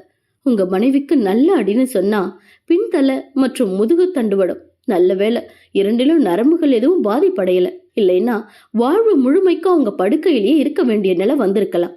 ஆனா என்று நிறுத்தியவர், இதோட பக்க விளைவா பின்தலையில அடிப்பட்ட இடத்துல ஸ்கல் ஓப்பன் ஆகலனாலும் ரத்தம் உறைஞ்சிருக்கு. ரத்த சுழற்சியால தானாவே சரியாக வாய்ப்பு இருக்கு. அதனால இப்போதைக்கு அதுக்கு மாத்திரை கொடுத்திருக்க. ஸ்கிப் பண்ணாம 3 months கண்டினியூ பண்ணுங்க. அதுக்கப்புறம் ஒரு ஸ்கேன் பண்ணி பார்த்துடலாம். சரியாகலனா கண்டிப்பா ஆபரேஷன் பண்ண வேண்டியிருக்கும் என்றார். உயிருக்கு ஒரு வார்த்தை கேட்பதற்குள் மரித்து மீண்டு வந்திருந்தான் வீரன். நல்ல வேலை, டேஞ்சர் ஜோன்ல பிளட் கிளாட் இல்ல. மாத்திரையில குணமாகலனா ஆபரேஷன்ல கண்டிப்பா சரி செய்திடலாம். கியூர் ஆகும் வர அப்பப்போ தலைவலி வரும். அந்த நேரத்துல போட தனி மாத்திரை கொடுத்திருக்க என்றவர் மேலும் என்னவோ சொல்ல தயங்கினார். இதுக்கும் மேல் ஒன்றா? வீரனுக்கு அக்கணம் அப்படித்தான் தோன்றியது. அவனது தங்கத்திற்கு சிறுவலி என்றாலே துடித்திடும் அவனுக்கு இன்னமும் இருக்கிறது என்ற மருத்துவரின் பார்வை உடலில் நடுக்கத்தை கொடுத்தது. முயன்று வெளிக்காட்டிடாது அமர்ந்திருந்தான். இத எப்படி சொல்றதுன்னு தெரியல என்ற மருத்துவர் மெல்ல விஷயத்தை சொல்ல வீரனின் உலகமே ஒரு கணம் நின்று சுழன்றது. இது சரி செய்ய முடியாதா டாக்டர்? கண்ணில் வழிந்த நீரை சடுதியில் துடைத்தவனாக கேட்டான். கண்டிப்பா கியூராக சான்சஸ் இருக்கு வீரன் என்றவர் அதற்கான தீர்வை கூறி, அதுவே தானாகவும் சரியாகிட வாய்ப்பு இருக்கு. பட் அக்யூரேட்டா எப்ப குணமாகும்னு சொல்ல முடியாது. உங்க லைஃப் மூவுக்கும் இதுக்கும் சம்பந்தம் இல்ல. You can have liberal intimate. Medicines continue பண்ணட்டும். கொஞ்சம் மந்த்ஸ் அப்புறம் திரும்ப டெஸ்ட் பண்ணி பார்க்கலாம் என்றார். மருத்துவர் சொல்லியது போல் குணமாகிவிட்டால் நன்று, ஆகவில்லை என்றால் இதனை தன்னவளிடம் எப்படி சொல்வதென்று துடியாய் துடித்தான். இப்போதைக்கு மீனாளுக்கு தெரிய வேண்டாம் டாக்டர், நான் மெதுவா சொல்லிக்கிறேன் என்றவன் எப்போது வேண்டுமானாலும் வெளியில் வருவேன் என்று கண்களில் முட்டி நின்ற கண்ணீரை கைகளால் துடைத்தவடாக மருத்துவர் கொடுத்த அறிக்கைகளை வாங்கிக் கொண்டு கனத்த இதயத்தோடு மீனாள் இருந்த அறைக்கு வந்தான். எங்கடே யாரும் காங்கல, எல்லாரையும் இப்பதான் அனுப்பி வச்சுட்டு வாரேன், ஒட்டுக்கா எதுக்கு போயிட்டு என்ற லிங்கம் பில்லெல்லாம் கட்டியாச்சுன்னு என்ற ரசீதை வீரனிடம் கொடுத்தான். தங்கம் எங்க, கை கட்டு சேஞ்ச் பண்றேன்னு கூட்டிட்டு போயிருக்காங்க, வந்தது கிளம்பிடலாம் என்று பதில் சொல்லிய லிங்கம், என்னனே முகமே வாட்டமா இருக்கு, டாக்டர் வேற என்னவோ தனியா சொன்னாரா என கேட்டார். மருத்துவர் சொல்லிய இரண்டில் ஒன்றை சொல்ல முடியாது, ஆனால் மற்றொன்றை சொல்லிட வேண்டும் நினைத்த வீரன் தலையில் ரத்தம் உறைந்திருப்பதை பற்றி மட்டும் மேலோட்டமாக கூறினான். அண்ணே, லிங்கம் பதறிவிட்டான். சரியாகிடும்னு திடமா சொல்லியிருக்கார் லிங்கு, நம்பிக்கையா இருப்போம் என்ற வீரனை நினைத்து தான் லிங்கத்திற்கு பயமாக இருந்தது. மீனாளுக்கு ஒன்றுமில்லை என தெரிந்து அவள் தண்ணீர் குடிக்க துவங்கிய பின்னர்தான் வீரனும் தன் தாகம் உணர்ந்து நீர் அருந்தியிருந்தான். மீண்டும் அப்படி ஒரு நிலையில் வீரனை காண முடியாது என்பதே அவனது பயத்திற்கான காரணம். நான் ஓகே தாமுடே என்ற வீரன் மனதிற்குள் பெரும் சூறாவளி ஒன்றிற்கு நடுவில் மாட்டிக்கொண்டவனாக தத்தளித்துக் கொண்டிருக்கிறான். அதனை அவன் மட்டுமே அறிவான். சிறிது நேரத்தில் செவிலியின் உதவியோடு மீனாள் வர மூவரும் மருத்துவமனை வாசம் முடிந்து வீடு திரும்பியிருந்தனர். அபி திருஷ்டி சுற்றி மீனாளை உள்ளே வீட்டிற்குள் வரவேற்றிட, கீழிருக்கும் பெரிய ரூமை சுத்தப்படுத்தி வச்சிருக்க அமிழ்தா, மீனாளுக்கு சரியாக மட்டும் அங்கன இருங்க என்று மீனாட்சி சொல்லிட, மீனாள் பிறரறியாது வீரனிடம் மறுப்பாக தலையசைத்தாள். இருக்கட்டும் அப்பத்தா, மேலவே இருந்துக்கறோம் என்ற வீரன், மீனாளுக்கு ரொம்பவே சிரமமா இருக்கும் அப்பு, எம்பட்டு நேரம் அங்கன ரூமுக்குள்ளே அவளால படுத்திருக்க முடியும், இங்கிட்டுனா அப்பப்ப வெளியில எங்களோட உட்கார்ந்திருப்பா என்றவரின் பேச்சினை காதில் வாங்கி கொள்ளாதவனாக, நான் என்னத்துக்கு இருக்கேனா, எப்ப கீழே வரணும்னு சொன்னாலும் தூக்கிட்டு வந்து விடுறேன் என்றான். எத்தனை வாட்டி அப்பு, 100 தடவையா இருந்தாலும் சரித்தேன் என்ற வீரன் சக்கரை நாற்காலியில் அமர்ந்திருந்த மீனாளை மலரென கையில் ஏந்தி இருந்தான். வீல் சேர தூக்கிட்டு வாடே என்ற வீரன் லிங்கத்திடம் கூற, நான் தூக்க வேண்டியதே வேற என்று மனதில் நினைத்தவனாக அங்கு ஓரமாக நின்றிருந்த அங்கையை பார்க்க, அவளோ லிங்கம் தன்னை பார்க்கிறான் என்று அறிந்து அவன் பக்கம் திரும்பவில்லை. பாக்குறேண்டி, எம்பட்டு நாளுக்குன்னு 5-6 நாளா மூஞ்சிய கூட பார்க்காம திருப்பிக்கிட்டா இருக்க, கவனிச்சுக்கிற என்று உள்ளுக்குள் முணங்கியவனாக சென்றாள். லிங்கத்தின் குத்தும் பார்வை அங்கையின் விழிகளில் நீரை உண்டாக்கியது. யாருக்கும் தெரியாது உள்ளெடுத்துக் கொண்டாள். அன்றிரவே கல்லூரி கிளம்ப வேண்டுமென கூறியவள் மருதன் மகா எவ்வளவோ சொல்லியும் கேளாது புறப்பட கிளம்பி நின்றாள். மீனாள் வீட்டிற்கு வந்ததும் அவசர வேலை என லிங்கம் ஹோட்டலிற்கு சென்றிருந்தான். அவனுக்கு அங்கே கிளம்புவது தெரியாது போனது. லிங்கம், பிரேம் 2 பேரும் இல்ல, இந்நேரத்துல எப்படி போவ மகா கேட்டார். பஸ்ல போய்க்கிறேம்மா என்ற அங்கை, மெயின் ரோட்டுக்கு இன்னும் 1/4 மணில ஒரு பஸ் வருமே, போயிட்டு வரேன் என்று வீட்டு வாயிலுக்கு இறங்கி விட்டாள். எதுக்கு இந்த பிடிவாதாங்க கேட்ட மருதன் ஸ்கூட்டியை உயிர்ப்பித்து உட்காரு என்க ஏறி அமர்ந்தாள். மருதன் வண்டியை செலுத்த அங்கை வீரனுக்கு அழைத்து சென்னை கிளம்பி விட்டதாக கூறினாள். யாரோட மருத போற? ஐயா வராங்க என்ற அங்கை, ரீச் ஆயிட்டு போன் போடுறேன் மாமா என வைத்து விட்டாள். யாரு மாமா? சின்ன குட்டிதேன், 2 பேருக்கு எதுவும் சடவு போல என கண்டு கொண்டவனாக மீனாளிடம் கூறினான். அவங்க நம்மள மாதிரி இல்ல, வேணாமின்னே லிங்கு மாமா அங்கன்னு சுத்தி வராரு, அவராவது அவகிட்ட சிலம்புறதாவது என்ற மீனாளின் பேச்சிற்கு, அதுவும் சரிதே என்று சிரித்தான் வீரன். அவனது சிரிப்பில் உயிர்ப்பில்லை என்பதை மீனாள் கண்டு கொண்டாள். மருத்துவமனையிலிருந்து வந்தது முதல் பெயருக்கு பேசி சிரிக்கிறான் என்று அவளால் உணர முடிந்தது. எது என்கிட்ட மறைக்கிறியா மாமா? மீனாளின் கேள்வியில் தடுமாறி அவளின் முகம் பார்க்க முடியாது திரும்பிக் கொண்ட வீரன், அதெல்லாம் ஒண்ணுமில்ல, அசதியா இருக்கு, உறங்குற என்று அவளுக்கு முதுகு காட்டி படுத்து விட்டான். அடுத்த நாள் காலை அங்கை முன்தின இரவு கல்லூரிக்கு கிளம்பி விட்டாள். அதுவும் தன்னிடம் ஒரு வார்த்தை சொல்லாது சென்று விட்டாள் என்பதில் லிங்கம் உச்சகட்ட கோபத்தில் கொதித்துக் கொண்டிருந்தான். 6 மாதங்கள் ஓடிய வேகம் தெரியாது ஓடி மறைந்திருந்தது. மீனாள் முழுதாக குணமாகிவிட்டாள் என்பதில் குடும்பத்தினரின் மகிழ்ச்சிக்கு அளவில்லை. கடந்து சென்ற நாட்களில் ஒரு குழந்தையைப் போல் வீரன் தன் தங்கத்தை பார்த்து கொண்டான் என்று சொன்னால் மிகையாகாது. 2 மாதங்களுக்கு முன்பு தலையினை ஸ்கேன் செய்த மருத்துவர் ரத்தம் உறைந்திருந்தது சரியாகிவிட்டது என்று சொல்ல வீரன் கொண்ட ஆசுவாசத்தினை வார்த்தையால் விவரித்திட முடியாது. மற்றொன்று, அதனை ஆராய்ந்து பார்த்திட வீரனுக்கு சற்று கலக்கம்தான். மருத்துவரும் இன்னும் நாட்கள் செல்லட்டும், பிறகு அதனை பரிசோதனை செய்து பார்ப்போம் என்று சொல்ல, இனி தன்னவளின் உயிருக்கு எந்தவித ஆபத்தும் இல்லை என்பதே வீரனுக்கு போதுமானதாக இருந்தது. நன்றாக நடக்க முடிந்தாலும் காலில் சில நேரங்களில் வலி ஏற்பட அதற்கான மருந்தினை மட்டும் எழுதி கொடுத்திருந்தார். அதுவும் கொஞ்ச நாட்களில் சரியாகி இருக்க அந்த ஒன்றை தவிர்த்து மீனால் பூரண குணமடைந்திருந்தார். நாச்சுக்கு ஆண் பிள்ளை பிறந்திருக்க அவ்வீட்டின் இளவரசனாக வலம் வந்து கொண்டிருக்கிறான் குட்டி வாண்டு நித்ரன். வீரனின் சர்க்கரை ஆலை மிகவும் பிரபலமாகி இருந்தது. விவசாயிகளிடம் இடைத்தரகர்கள் இன்றி கரும்பு நேரடியாக கொள்முதல் செய்து கொள்வதால் விவசாயிகளுக்கும் கணிசமான லாபம் கூடுதலாக கிடைக்கப் பெற மாவட்ட அளவில் அனைவரும் வீரனின் சர்க்கரை ஆலையை தேடி வந்தனர். மாமா, மீனால் மாடிப்படிகளில் வேகமாக ஏறி வருவது தெரிய கண்ணாடி முன்பு நின்று ஆலை செல்ல தயாராகி கொண்டிருந்த வீரன் அறையை விட்டு வேகமாக வெளியில் வந்தான். தங்கம், மெதுவா என்ற வீரனின் அதட்டலுக்கு உடனே அடங்கி மெல்ல அடி வைத்திருந்தாள். கொஞ்சனா மெதுவாவே நடன் எம்புட்டு தர சொல்றது தங்கம், அப்புறம் கால் வலிக்குதுன்னு கண்ணை கசக்குவ என்று கடிந்து கொண்டான். கால் வலின்னு சொன்னா மருந்து தேச்சு விடு மாமா, கண்ணை கசக்கினா தொடச்சு விடு, பருவ எண்ணத்துக்கு நீ இருக்கியா என்றவள் எக்ஸாம்க்கு ஹால் டிக்கெட் வந்தாச்சு என்று அலைபேசியை அவன் முன் தூக்கி காண்பித்தாள். இந்த தடவை எப்படியும் பாஸ் பண்ணிவிடணும் தங்கோ என்றவனின் கண்களில் தெரிந்த எதிர்பார்ப்பில் வேகமாக தலையாட்டினாள் மீனாள். சாப்பிட்டியா? இப்போதே மாமா என்றவள் சொல்ல அறைக்குள் கூட்டி வந்தான். ஆல்ரெடி படிச்சிருந்தாலும் திரும்ப எல்லாம் படிச்சுக்கோ தங்கோ என்றவன் மாத்திரைகள் எடுத்து அவளின் கையில் கொடுத்தான். விழுங்கு தங்கோ. மீனால் விழுங்காது அவனை பார்த்து கொண்டே இருந்தாள். என்னமா தங்கத்துக்கு? பார்வையாலே அவனை அருகில் அழைத்திருந்தாள். வீரன் அவள் முன் சென்று நூலிழ இடைவெளியில் நிற்க மீனால் தன் கைகளை அகல விரித்து காண்பித்தாள். அழகாய் அவளுள் அடங்கி நின்றான் வீரன். இன்னும் என் உடம்பு முழுசா குணமாகலையா மாமா? ஏன் கேக்குற? உன் உடம்பு நல்லா இருக்கு இல்லையான்னு உனக்கு நான் சொல்லணும் மாட்டிக்கு என்றான் வீரன். அப்புறம் எதுக்கு இன்னும் மாத்திர? சத்து மாத்திரதே மீனா, எனக்காக கொஞ்ச நாள் கண்டினியூ பண்ணு, பொறவை நிறுத்திக்கலாம் என்றான். சரியென தலையாட்டியவள் அவனை விலக்கி மாத்திரையை விழுங்கினாள். அது சத்து மாத்திரை என்று மீனாளுக்காக சொல்லப்பட்டது.